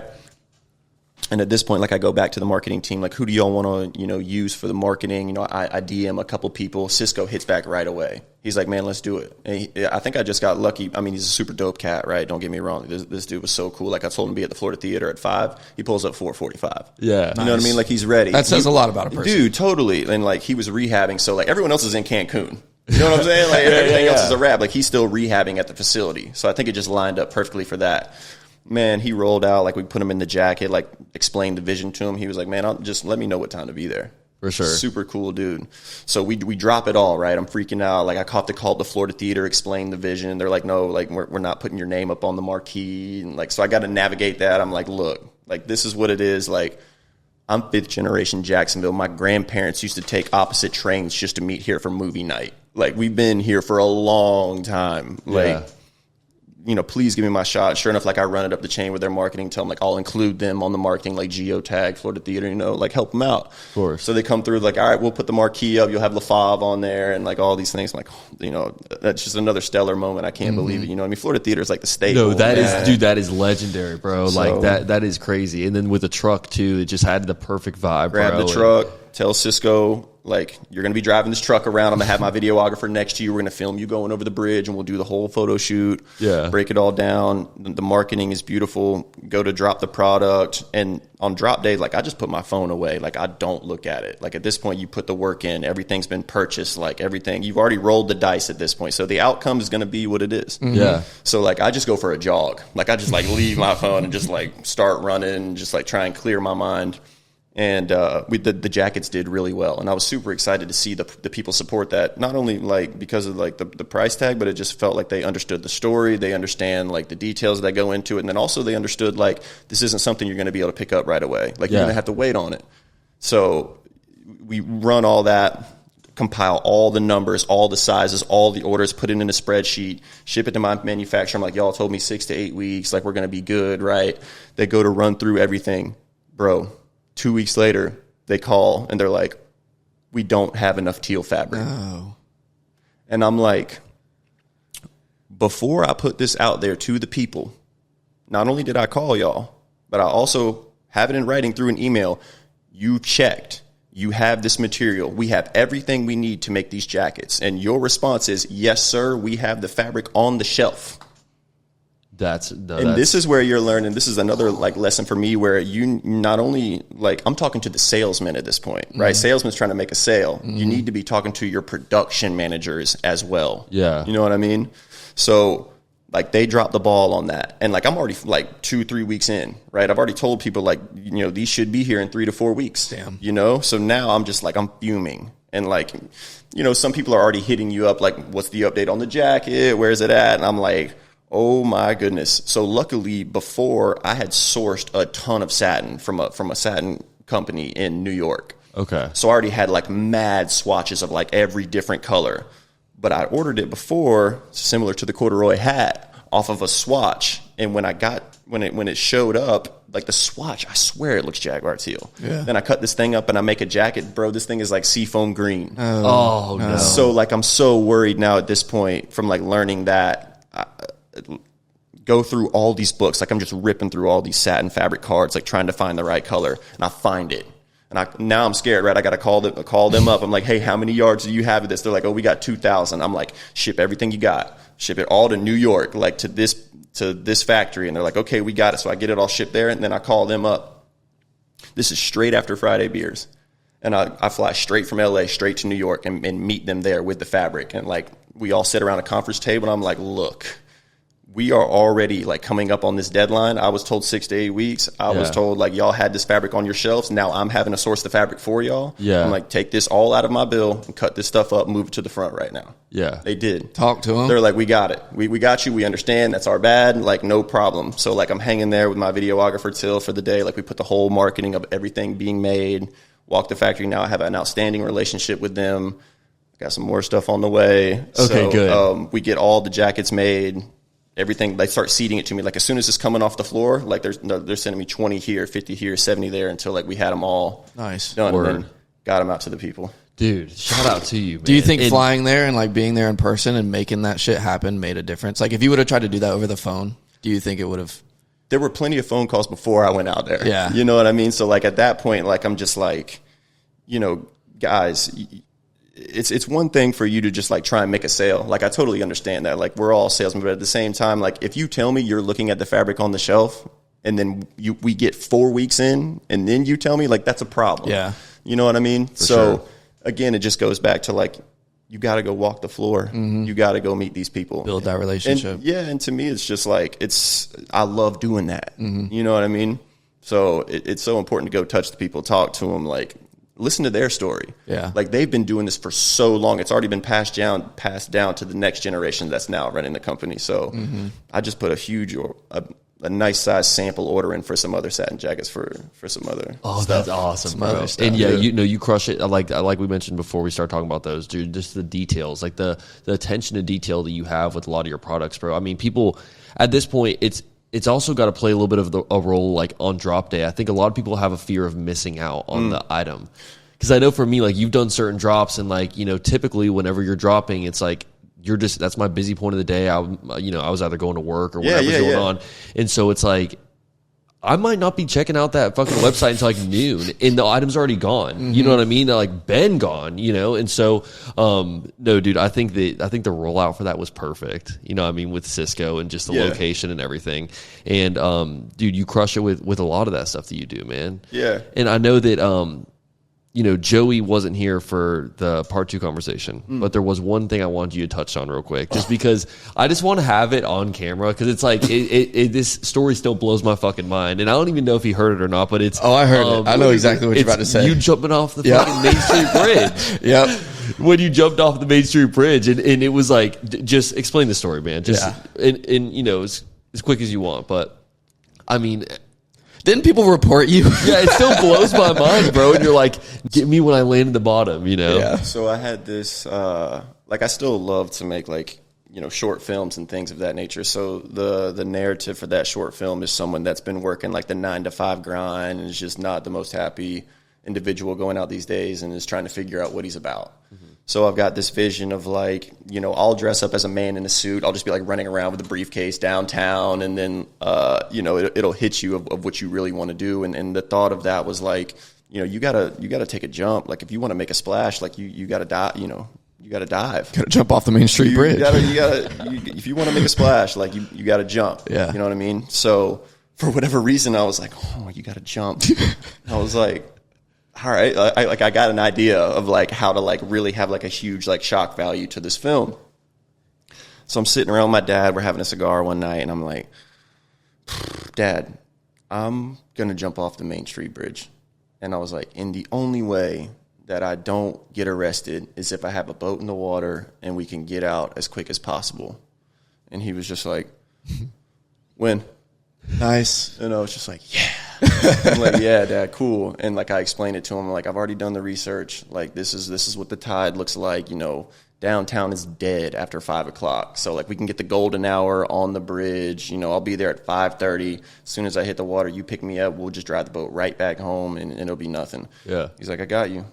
I'm like, cool. He calls me the next morning. He's like, this is a bad idea. He's like, I've thought about this all night. He's like, I have not slept. Like, you're jumping at low tide. Like, you should not be doing this whatsoever. And a buddy of mine, his family business is heavy civil, and he always reminds me that, like, when Jacksonville burnt to the ground, and I believe it was 1901 because the mattress, a mattress firm, like, not a mattress firm, but like a mattress manufacturing facility caught fire. Jacksonville downtown burnt to the ground. Bro, they just pushed it all in the river. So all of like our city, like all the infrastructure is still at the bottom.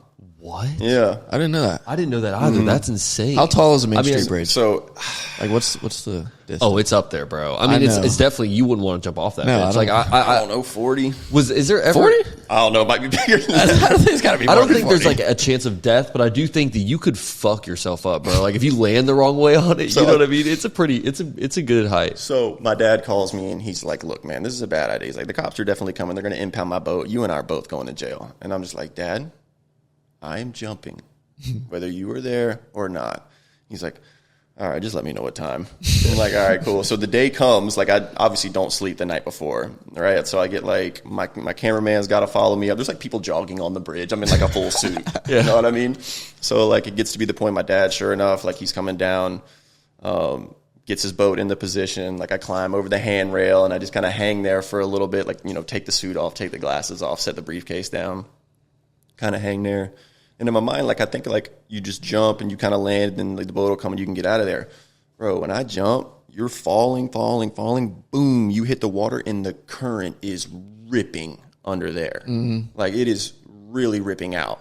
So as soon as I land, like, I start to hit a couple bro, I hit like 3 of these and I'm not at the top. No way. I'm like, whoa. Did you get scared? I'm like down here. Not at this point. I'm kind of just like any day now. Yeah. You know what I mean? So finally, like, boom, come up out of the water. My dad rips up, picks me up in the boat. Like, we're getting out of there. My buddy's got to drive my truck, pick Tillin up for the photographer, and they got to get out of there. Because at this point, like, it's right outside the Wells Fargo building. Like, someone's calling in a suicide. You know what I mean? Yeah. I'm in a suit. Someone's like, man, this guy, like, hates his job. Yeah. You know? So, like, I rip out of there with my dad.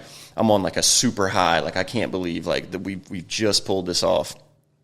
And, like, we're going. We get pulled over. Oh, shit.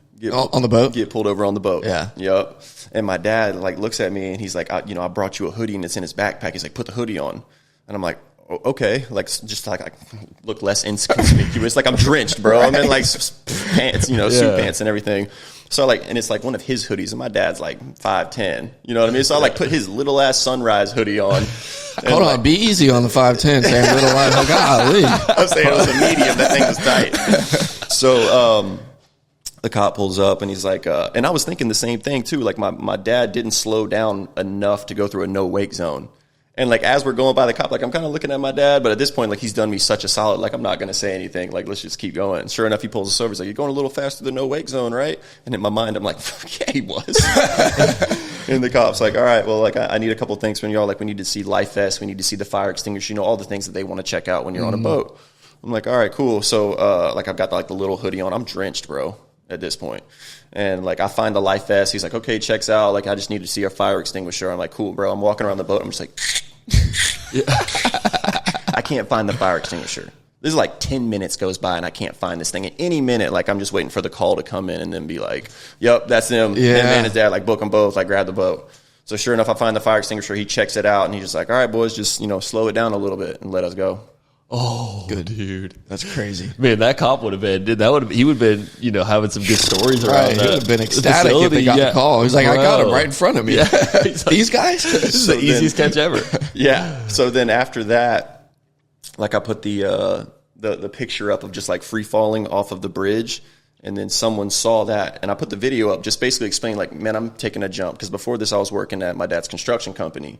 And I was basically, like, you know, trying to work my way out of there with Favre and try and, you know, have my own thing going. And at that point, there was, like, just enough momentum to, like, step away from my dad's company and really try and do this thing myself. Yeah. So I posted the video of, like, jumping and being like, I'm taking the leap. You know what I mean? Like, this is me, like, going out there for Favre and all this stuff. And then someone saw that, so they reported to Instagram. They're like, this person needs to seek psychiatric help. Like, this is not okay. So then I got, like, you know, shadow banned for a little bit from Instagram. But Oh, that's hilarious. It's all good. I mean, kind of looking back at it and how you explain it, I could see how they would think that. Dude, you totally. know, Yeah, like for sure. Oh, no doubt. wearing the bro. suit, running around the city, and then you just jump off the bridge. Dude, I think I'm done. Yeah, even these days, I'm just like, one day my son's gonna see that, and I'm always thinking like, what is he gonna think? Like, I think he's gonna love it, bro. Yeah, I Dad was a go-getter. Yeah, but that's what I'm worried no about, one's though. He's gonna- going to jump off to, like, Dame's Point or something like that. Like, I'm afraid of him trying to take it to the next level, but at the same time, like, maybe one day he'll be able to look at that and just be like, I'm going for my own thing, too. Yeah. I love that, bro. So- and it was so cool whenever we first talked about that on your part 2 episode. It was just like, because at that point it was so, like you were just mentioning, bro. You were still working at your dad's construction company, Yeah. and you were like, I remember like us having that conversation where you were like, yeah, I'm finally getting into this position to where I can kind of step away from that and step into this. And like, there's actually some momentum that's starting to come up because you've always had like, obviously you've always had super loyal like customers and fans and people that have fucked with the brand since day one. But then the volume started to come in, bro. And then after that episode, it was just, it just skyrocketed, bro. And it's still like, you're at a point right now where you're just riding the fucking wave, man. Like it's pushing. Yeah. I'm super fortunate to be in the position that we're in. But again, man, like, I'm still just on such a grind. Like everything that we did and accomplished last year, I'm so proud of. But at the same time, like I just take all of that momentum and even fiscally and financially, I still just take all that and put it right back in the company and try and like take the next step and keep this thing growing. Right. Yeah. So I love it, bro. And you mentioned it a little bit earlier, the college teams. Bro, like, Yeah, let's talk about that. because this is such a new lane. And before we even get started on this, I just wanted to say it's like, there's no one else, especially in the city, but like, I can't even think of another brand that can like mix the things that you mix. Like on a Friday, you'll drop like obviously the Florida like tourist hats or whatever, and those are such a popular run for you. Yeah. And it'll be in like these different colorways that are kind of flashy and just whatever. And then the very next week, you'll do like a fucking like Texas, University of Texas drop. Boy's or something. diverse. Yeah, and it's just like the way that it kind of goes back and forth, and it's Then like he has a real tree on his head. yeah, exactly. It's just like the versatility, bro. You do so many different kinds of designs, and then when the merch does drop for like not just the hats, but like whenever you drop like the full clothing, you never fucking know what it's going to be with you, bro. Like it, like you said, it could either be like a polo style, or like something you could wear, like because you did that one drop where you're like on the golf course with Jackson DeVille and stuff, and then like the very next month you're doing a drop where it's like just nothing related to that whatsoever, and it's like the gym shorts or whatever. Most people when they create a brand, they kind of have like their signature piece and kind of stay in that lane or whatever. But you just know how to just do it all, man. And I think with the college teams one, it's interesting because colleges all have their own little traditions, right? And like their colors and their logos, and you always kind of pick like one of their not older logos, but they're more like vintage looking logos. Yeah. And I love that shit, bro. So when I was young, one of the things that my dad wanted to do with me is he wanted to do one away game a year for the Gators. So we tried to see at the time it was 12 SEC schools, and we wanted to see all 12 SEC stadiums. So every year, like he would take me to like Knoxville, Tennessee, Baton Rouge, Louisiana, Oxford, Mississippi. That's so cool. like these days, like I really look back and I'm like, that was just like such an integral part of like who I am these days. Like I'm just such a sports fanatic, and I just love fashion so much. So I'm really just trying to weave those together. Yeah. So I think that's just where that stems from with my pops. So I graduated from the University of Florida with a construction management degree. And, first job was working for Balfour Beatty. I worked at Avatar Land in Orlando, lived there for like 3 years. And then asked them, I had a review coming up in October. And they were like, Kasey, we're super happy with you. We got some big plans for you here in Orlando. And I was like, okay, great. Like, what can we do for you? And I was like, I really appreciate the opportunity here. I love working with my project manager, Andrew Marshall. He's like one of my best friends these days. And he's like, I was like, but I really want to transfer like out west. And they were like, what? And they were like, are you sure? I was like, yeah, like this is my opportunity to head out there. And they were like, Tampa? I was like, no, I don't want to go to Tampa. Tampa. So I ended up taking that. Florida answer ever. Yeah, exactly. So I ended up taking that, ride out there to Los Angeles. And that's where I found the Favre. Trying to focus on myself, being like, oh my gosh, like it's been in front of me this whole time. Like I love fashion and like clothing. Like, let's see if I can do this stuff. So for the college stuff, like I first step for me was going to my alma mater, which is the University of Florida, which is like notorious for being tough to get licensing for. they've got a licensing director. She's been there for like 50 years, you know, and she's been doing her thing. She knows the ins and outs. She's so respected in the licensing landscape. Yeah. So I like, you know, do some sleuthing online. I got to figure out who this person is, where's she at, what's her hours, what's her number, what's her email. You know what I mean? I find her. And like I ended up like, you know, putting a little deck together explaining who we are. She responds. I get her phone number. You know, I give her a call. And I'm like, hey, you know, I just wanted to let you know I'm actually going to be in Gainesville, and I'd love to, you know, meet up with you. You know, I'm going to be there next week. I wasn't going to be there next week. Yeah.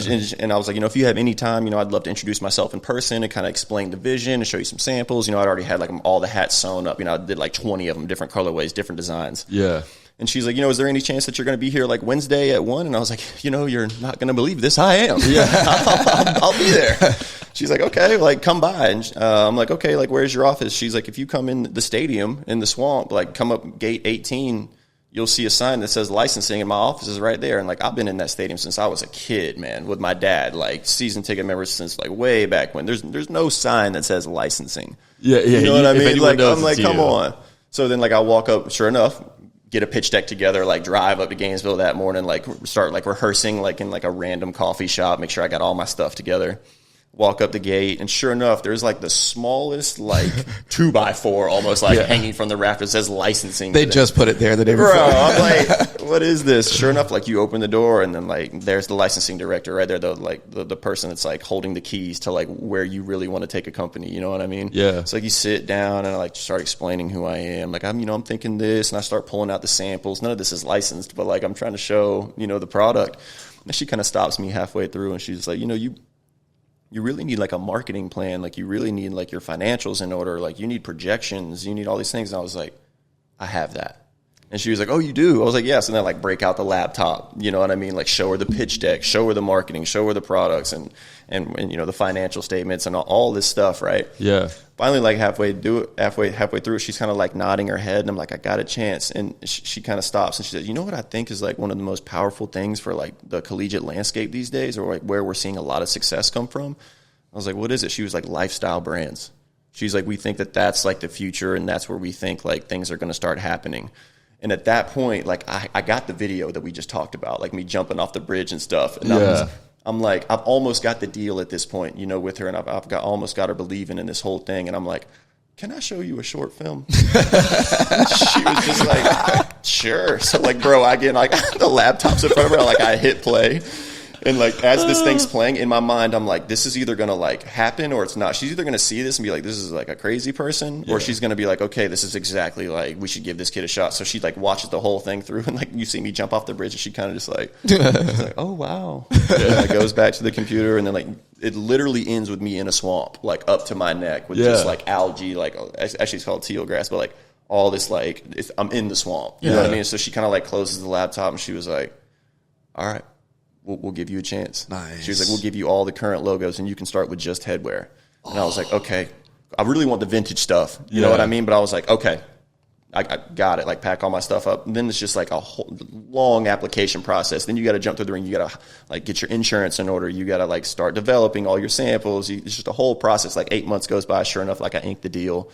And then since then, like we now have rights to all their old logos. Like now I have all apparel rights. We're going to drop our first like Gator apparel collection right before the start of the season. That's so fire. Awesome. Well, I love the marketing campaign y'all ran when you did drop the hats, where it was all just the swamp stuff, bro. And it was like at night. Yeah. And it's like anyone that lives in Florida and just know, I mean, dude, whether the gator was in the picture or not, you're surrounded by gators. There's a gator. Yeah. Like, there's no way. I mean, it's just, especially being where we're at in Florida, it's like, that was so epic, bro. Yeah. And I mean, I'm sitting there like, I'm kind of shaking, like just looking at the pictures, dude. Because and then you even posted like a couple behind the scenes where you're like getting out of the marsh and everything. Dude. And it's like, he was really in that. He was in that. Yeah. It kind of looks like it could be edited the way that it was like very still and everything. But then it's like, no, he was there. And he's in the fucking marsh, which is insane. Yeah, that's the other thing. Like I really like anything that we put out there as far as like a marketing standpoint. Like I really don't want anything to be AI or nothing. Like I really want this shit to be genuinely like built by us, like, and have it be real. Yeah. You know what I mean? So, and even Quarry, the kid that modeled for us, like he's been with me since day one too. Like we're going on 6 years together, and he's the kid that I can call and I'll be like, look, man, I need you to meet me at Guana Yeah. at like midnight We got some shit for to a do. shoot. Like, you know, and he's just the type of person to be like, yeah, man, I'm there. I love it. Let's do this. Y'all did it at So Guana. dope. Yeah. There's more gators there than It's like- anywhere. that's That's where I grew up. I mean, Yeah. yeah, like I'm like, I know where the gators are. Yeah. So you actually- know them by name. Yeah, like a buddy of mine from high school, his name's Jason Stieg. I actually, like, his parents like live on the Guana, and he would always like launch his like John boat out the back. It was like the most scenic thing ever. So I actually called him up, and I'm like, dude, I got a vision to like get in Guana and like some waders and like find some gators. Like, is there anywhere that you could talk to your parents and ask if it's okay if I like pull up with my crew and like we shoot like a video?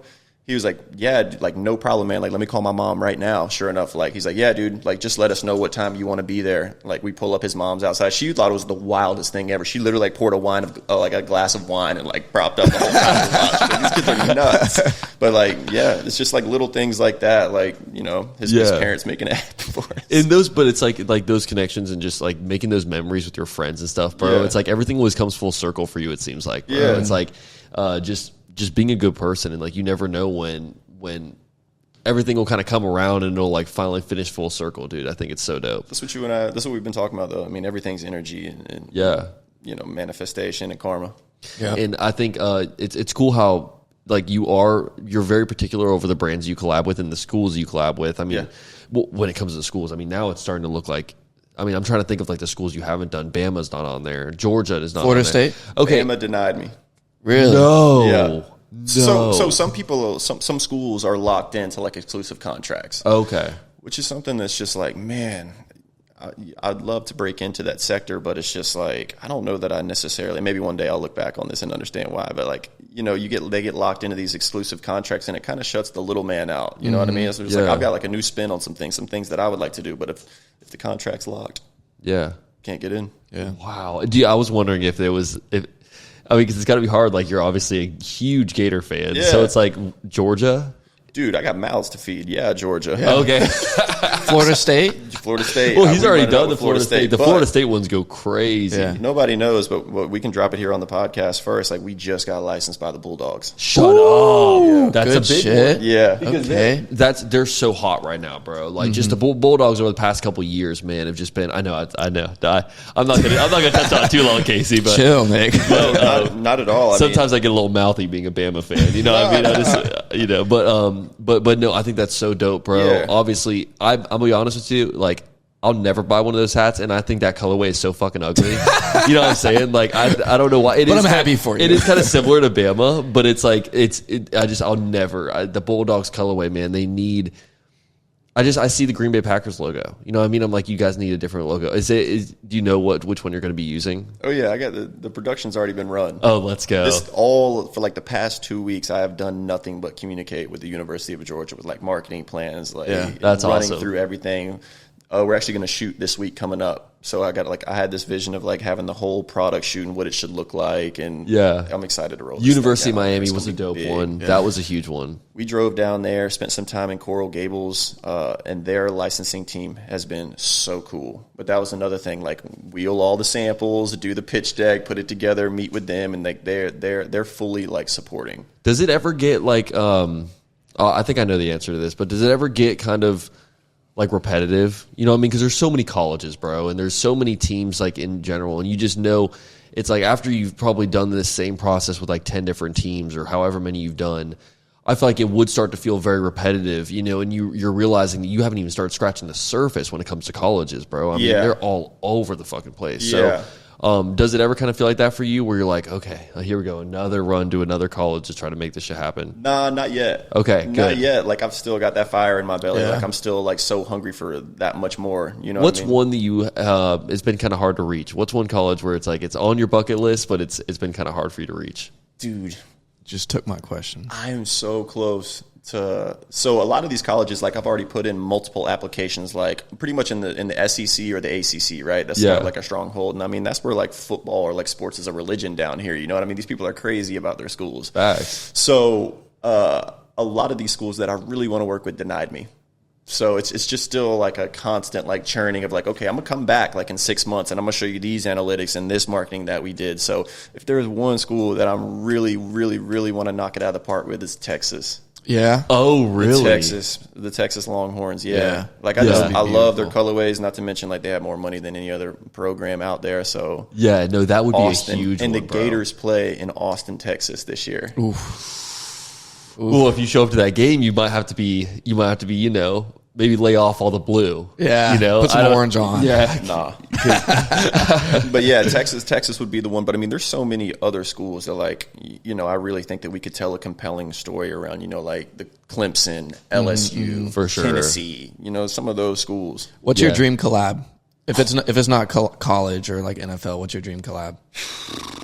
You know, I'm still fighting internally with myself these days because, like, again, we already touched on this with having, like, my love for, like, college sports and all that, but I don't know that it's a collab. Like, I'm dying to get back to the LaFave lifestyle stuff. Like, I've still got so much. I've been producing some stuff for the past, like, 12 months, and it's just now coming through the factory that I'm going to drop in the winter for us. So that's what I love, bro, is you'll do, like, these crazy collaborative, like, things where, you'll be working with not just the people you're working with, but just like these teams and these fucking companies. And it's like insane that you're doing that.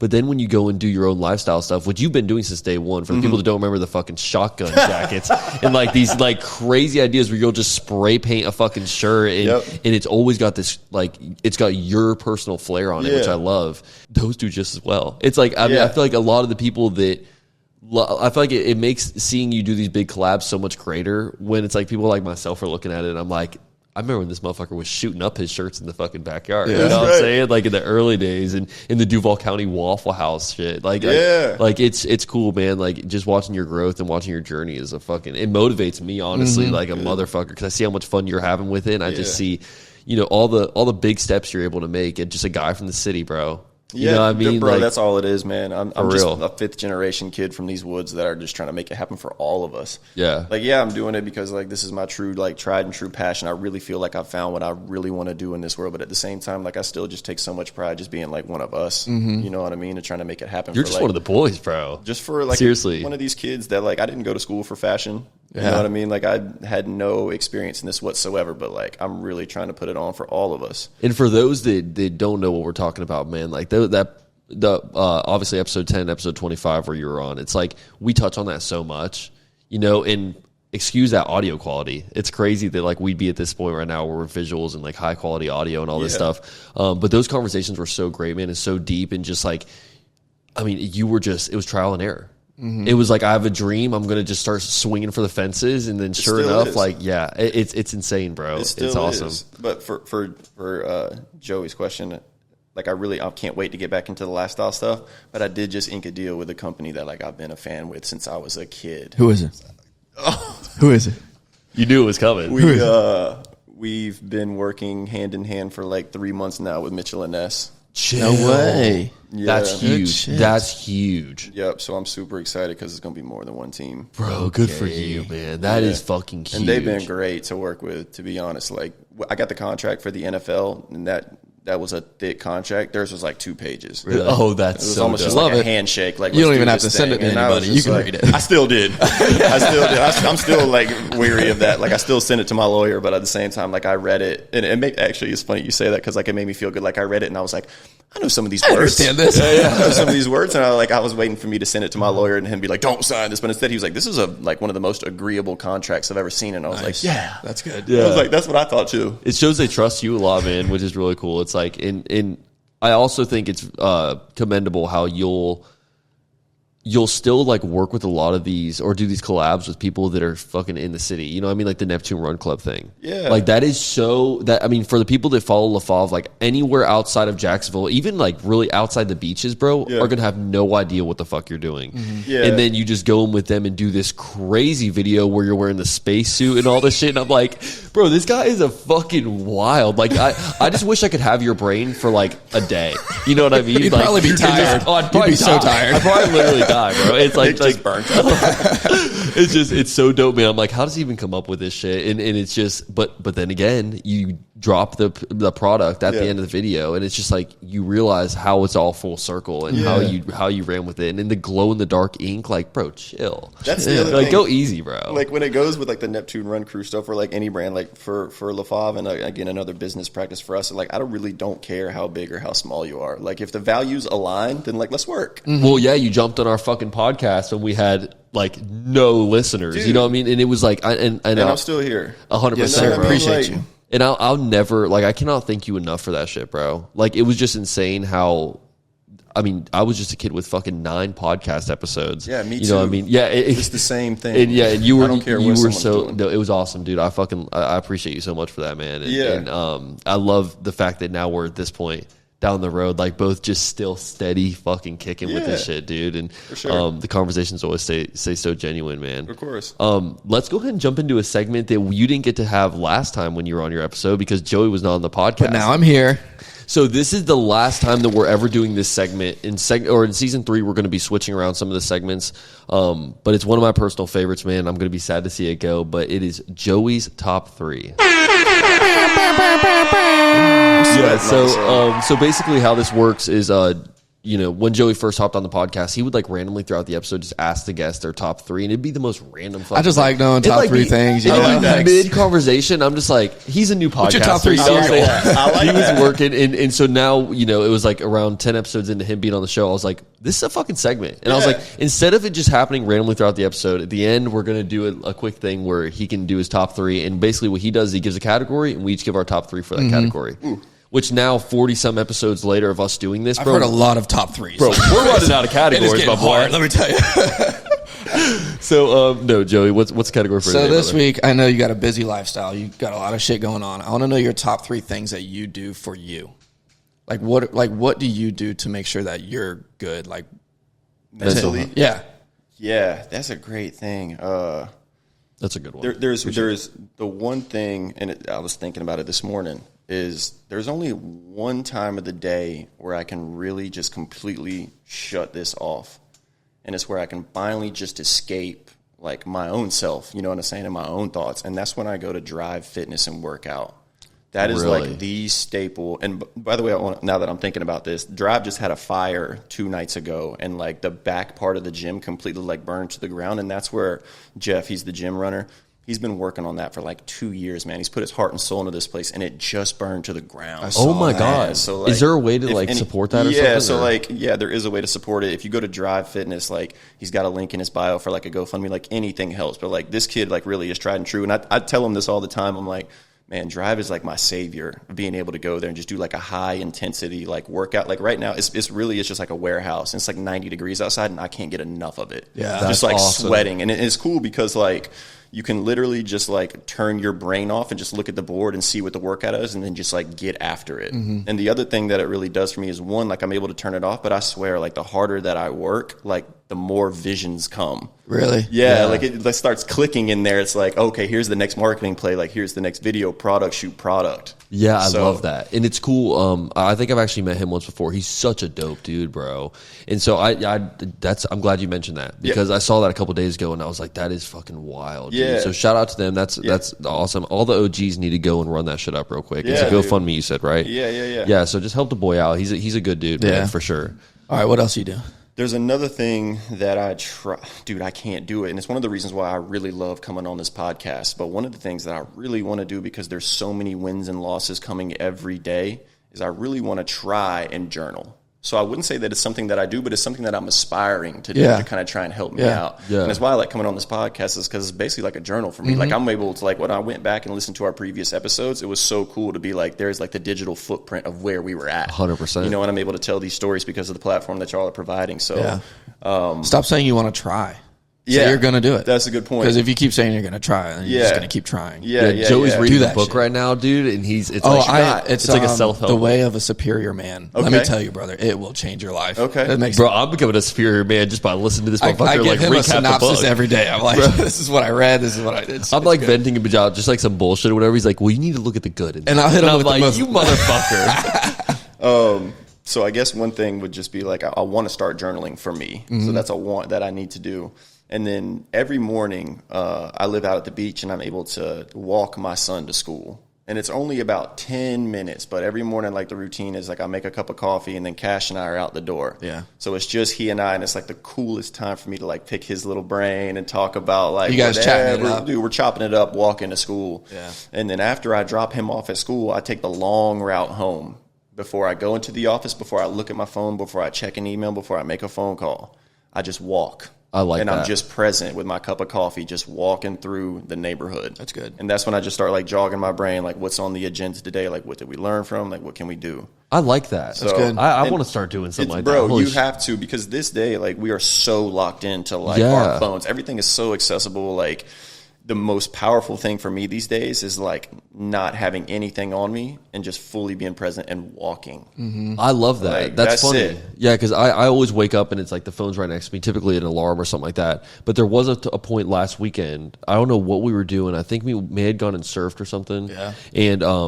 And my phone wasn't even near me, like, whenever I woke up in the morning. And so I just, like, went on with my day and, like, took my dog for a walk and, like, did a couple things. I remember coming home and just being like, bro, I felt so good. You can align your thoughts with you're not looking and at it's your cool, screen. too, because, like, then by the time you do hop on your phone, it's like, by that point, like, you've seen a lot of the action that's already happened in the morning. You know what I'm saying? So it's like, it's not like you're sitting there and you're kind of just, like, whatever, you know? I love how, for us, a lot of views come in for the podcast in the morning, people on their way to work and whatnot. Right. And so it's cool, like, kind of waking up and you're like, oh, damn, we got some motion this morning. Yeah. You know what I'm saying? But in reality, you just haven't checked your phone in 2 hours. Yeah. You know, so, All right, what's your top 3 that you do for you? the gym is a huge one. Yeah. Lately, Gotcha. me and Joey have just been like, it's so nice. Just no matter what you have going on, no matter how busy you are, bro, when you go into that gym, you're not thinking about any of that shit. And just fitting it in and like being accountable for it. Yeah. I've started to feel bad when it's been a couple of days and we've been like out of it. Dude, I think the people you surround yourself with is a huge one for me lately. Been going through, I mean, it's been a minute, but like definitely been struggling in some departments, you know what I'm saying? Just like trying to like just be, you know, get your family time in. For sure. And just be content with yourself and stuff like that. And I think just surrounding yourself with like people that are also in your corner and understand like what you're going through. I think that's a fucking huge one. Mm-hmm. Number 3, I mean, how could I not put being in the ocean? I knew you were going to say it. Yeah. How could I not, dude? Because when we're in the ocean, it's typically just me, you, and Scotty. That time in the morning where it's just like the sun is still, hasn't even fucking fully come up the crowd. Oh my God. And it's like the other day we went, it was actually kind of cold in the water. I could not give a fuck, bro. Yeah. Just you're out there, the sun isn't even fully past the horizon yet, and I'm fired up, bro. You feel so good. I don't need a cup of coffee or any of that shit, bro. You know what one of my best friends is in town, and we were just talking about this. And you know what the beach does for me? When you get in the water, I turn into a child. Yes. And I love that, being able to, and it's something that I try to aspire to, is remaining childlike mentally, still like not being burnt out on anything and still having the willingness to learn. But like, bro, when I get in the water, like people must think a wild man is out there because I'm like full Ninja Turtle, like hitting the waves and stuff. You know what I mean? So like, yeah, the ocean, trucking the waves, the ocean is so powerful for us. That was a good one. And just laying there. Sometimes like whenever I'll hop off I do this all the time when we're out there. Like I'll just kind of kick my board away and I'll just like float in the water. And it's funny, like whenever I'm not doing that, like how we're talking about it right now, I'm like the fear of sharks is so real. But when you're sitting there in the ocean doing it, like you don't think that, you feel like it's just a pool. You feel like there's no sharks there. Just don't think about the sharks. It's such a funny, you know, thing. But what's your top 3? My top 3, number 1 is definitely anything by the water. So like I feel like I'm very drawn to the water, whether it be fishing, surfing. I can just go walk by the water. Like when I fish, it's not to catch a fish, it's to be by the water. Number 2, I'd say reading. That's a new thing for me. Very new. It's very new. I just learned how to read last week. But no, I've always wanted to read, and I just couldn't find a book to read or the time. But I've made the time, and I found the book, and it just like it align your thoughts. It's just good to lock in and just be in your brain. Number 3, I'd say hanging out with the people you love. Like just surrounding yourself, like you said, with the people who are in your corner and will support you in anything you do and make you feel good. We have such a good family right now. It's like a tight knit group, bro. And it's just, and a lot of the guests we've had on for this backstretch of the pod, it's just, I mean, I couldn't be happier. Like we're in a good place right now. Yes, We're in a we really are. good place right now, man. And yeah, man, that's why I'm so happy we're kicking this, or like, finishing up this episode with great episode, or this 100. season, bro. Like with someone that's just been here since day one, bro. Yeah. And the fans recognize that. It's like it's so cool just to watch this relationship grow and everything. Before we wrap this up, though. Also, great top 3, boys. Yeah, good shit. That was a great top All of 3. you. I'm telling you right now, I'm about to go jump in the ocean as soon as we finish this fucking episode. Right after the gym. I'm about to go walk my son to school. And I'm going to read a book. I don't have a son, but I'll take my dog to some dog park or some shit. Hey, new heat. Yeah, what you got coming? Give us something. Come on. Give us something. Drop something. Because I know that people watching this right now are like, well, what's coming? What's on the way? But don't leak anything that isn't fully set in stone yet. You know what I'm saying? Obviously, you don't want to put yourself in a You got to pickle. think they've waited an hour and 26 minutes to hear this specific thing. So Facts. Actually, no longer because we haven't recorded the intro yet. I think we already we touched on it, and I haven't told anyone. I mean, I dropped a couple of things on this episode that no one knows about with certain licensing things, but I think the Mitchell and Ness thing is going to be like, that's just the dream come true. Like when I was a kid, my mom would ask me, she would take me like, school shopping for clothes, for like new clothes. And all I ever wanted to get was go to Football Fanatics in the Avenues Mall, and I would just buy jerseys. Mm-hmm. So like for this to come full circle, and go through round and round and round of Mitchell and Ness people and making your way and finally getting the approval and putting the stamp on that. And we've currently got our products being developed and producing and just working with their team. Man, I'm so happy. Dude, congratulations to you, bro. Yeah. No, that's a huge one, seriously. So I know, just your journey, bro, and even the issues we had with New Era, which isn't even, I wouldn't even say it's like as prestigious as Mitchell Ness. Like, obviously, they're kind of competitors in a way, but it's like, They are. But with Mitchell Ness, bro, they've always got like the cleaner hats. You know what I'm saying? Like, they ain't going the cheap route on anything, bro. Yeah, so that's just like a dream come true. It was funny. Like I was visiting the factories, and I had to take the phone call with them, with like their like vice president of global production and their senior VP of marketing and all these things. I had to pull over on the highway because I was leaving a factory, getting my stuff cut and sewn, and it was so cool to be able to like pull out my samples that like I'm working on as well. And like one thing is they were like, yeah, we're really trying to work on like these Letterman's jackets. And she was like, wait, the vice president of global production, she was like, let me show you a sample real quick. And I was like, okay, cool. So she like walks out and she like pulls a Letterman's jacket out and she like shows it. And I look at it and she's like, yeah, we tried to talk to a couple different companies. No one could really pull it off. This is actually a company, out on the West Coast, kind of the Bay Area. And I was like, oh, Golden Bear? And she was just kind of like, yeah. I was like, man, Cherry and her family, they're great people, but man, are they expensive.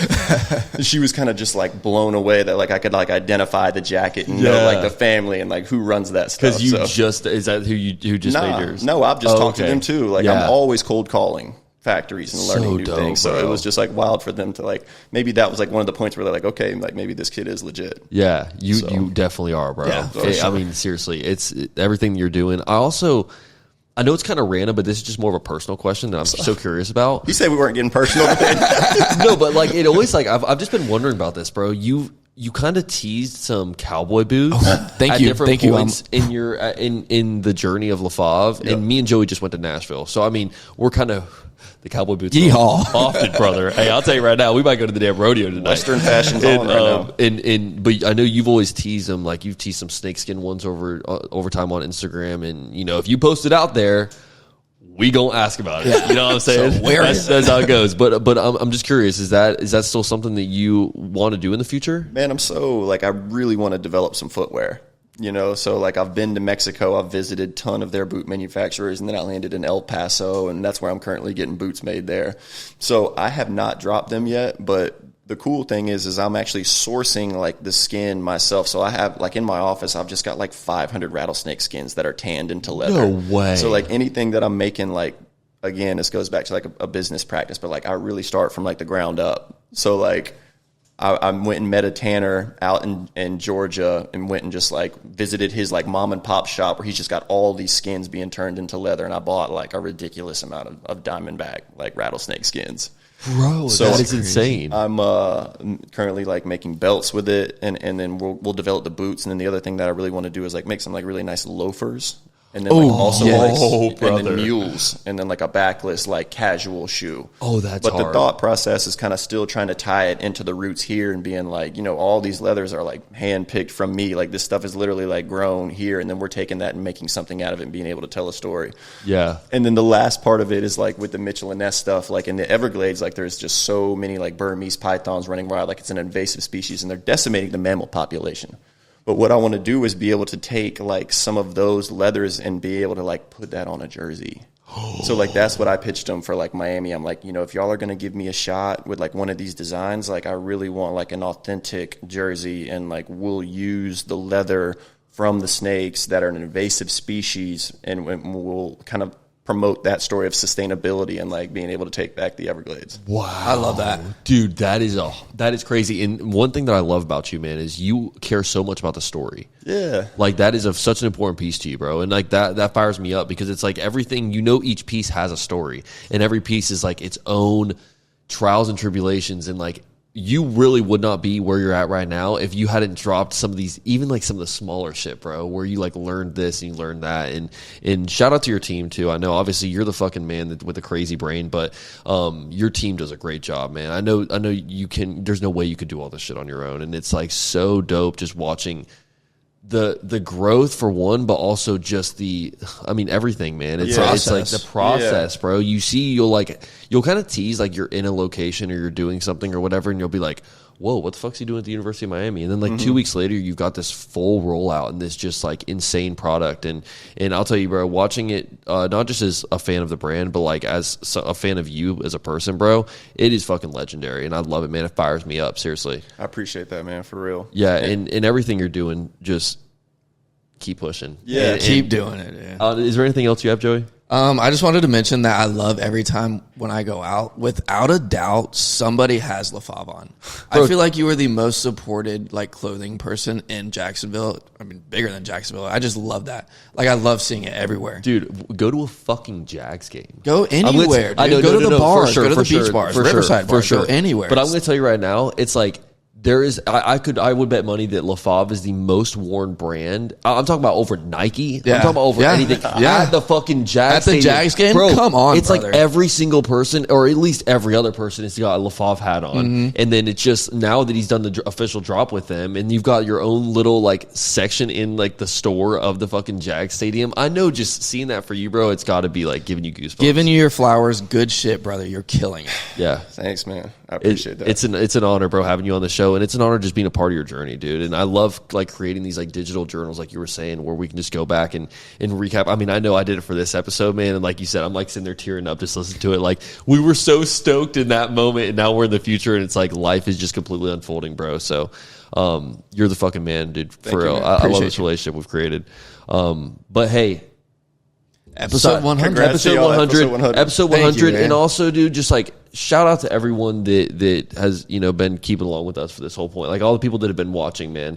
I know this is a very like sentimental time for me and Joey. Just we put in so much work on this season specifically, and I wouldn't want to end it in any other way, brother. Seriously. I love y'all, man. I appreciate it. Yeah, Appreciate I love you as well, dude. All the OGs that are watching this is the end of season 3.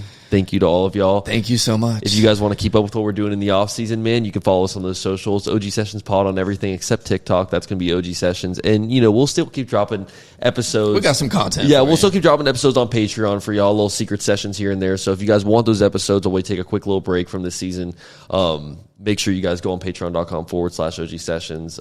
This will also be the last episode that people will see in this studio setup. Sir. We're going to be upgrading some things. We're going to be, me and Joey want, let's just say the OG Sessions Fantasy Factory. Come on. Down the road. Talk. So there's steps that we have to take to get there, man. And as you guys know, every season we always upgrade the studio. Probably going to be the last time with us on this table. You know the couch ain't going anywhere. Couch is staying. But y'all stick with us, man. This off season is going to be a fun one, and you guys are going to want to see all the cool shit we've got coming. Once again, Kasey, Thank love you. brother. Yeah, y'all. Thank you for being on the show. stress, dude. man. It was an honor, man. And all the OGs, man. We appreciate y'all, boys. We are out. Peace.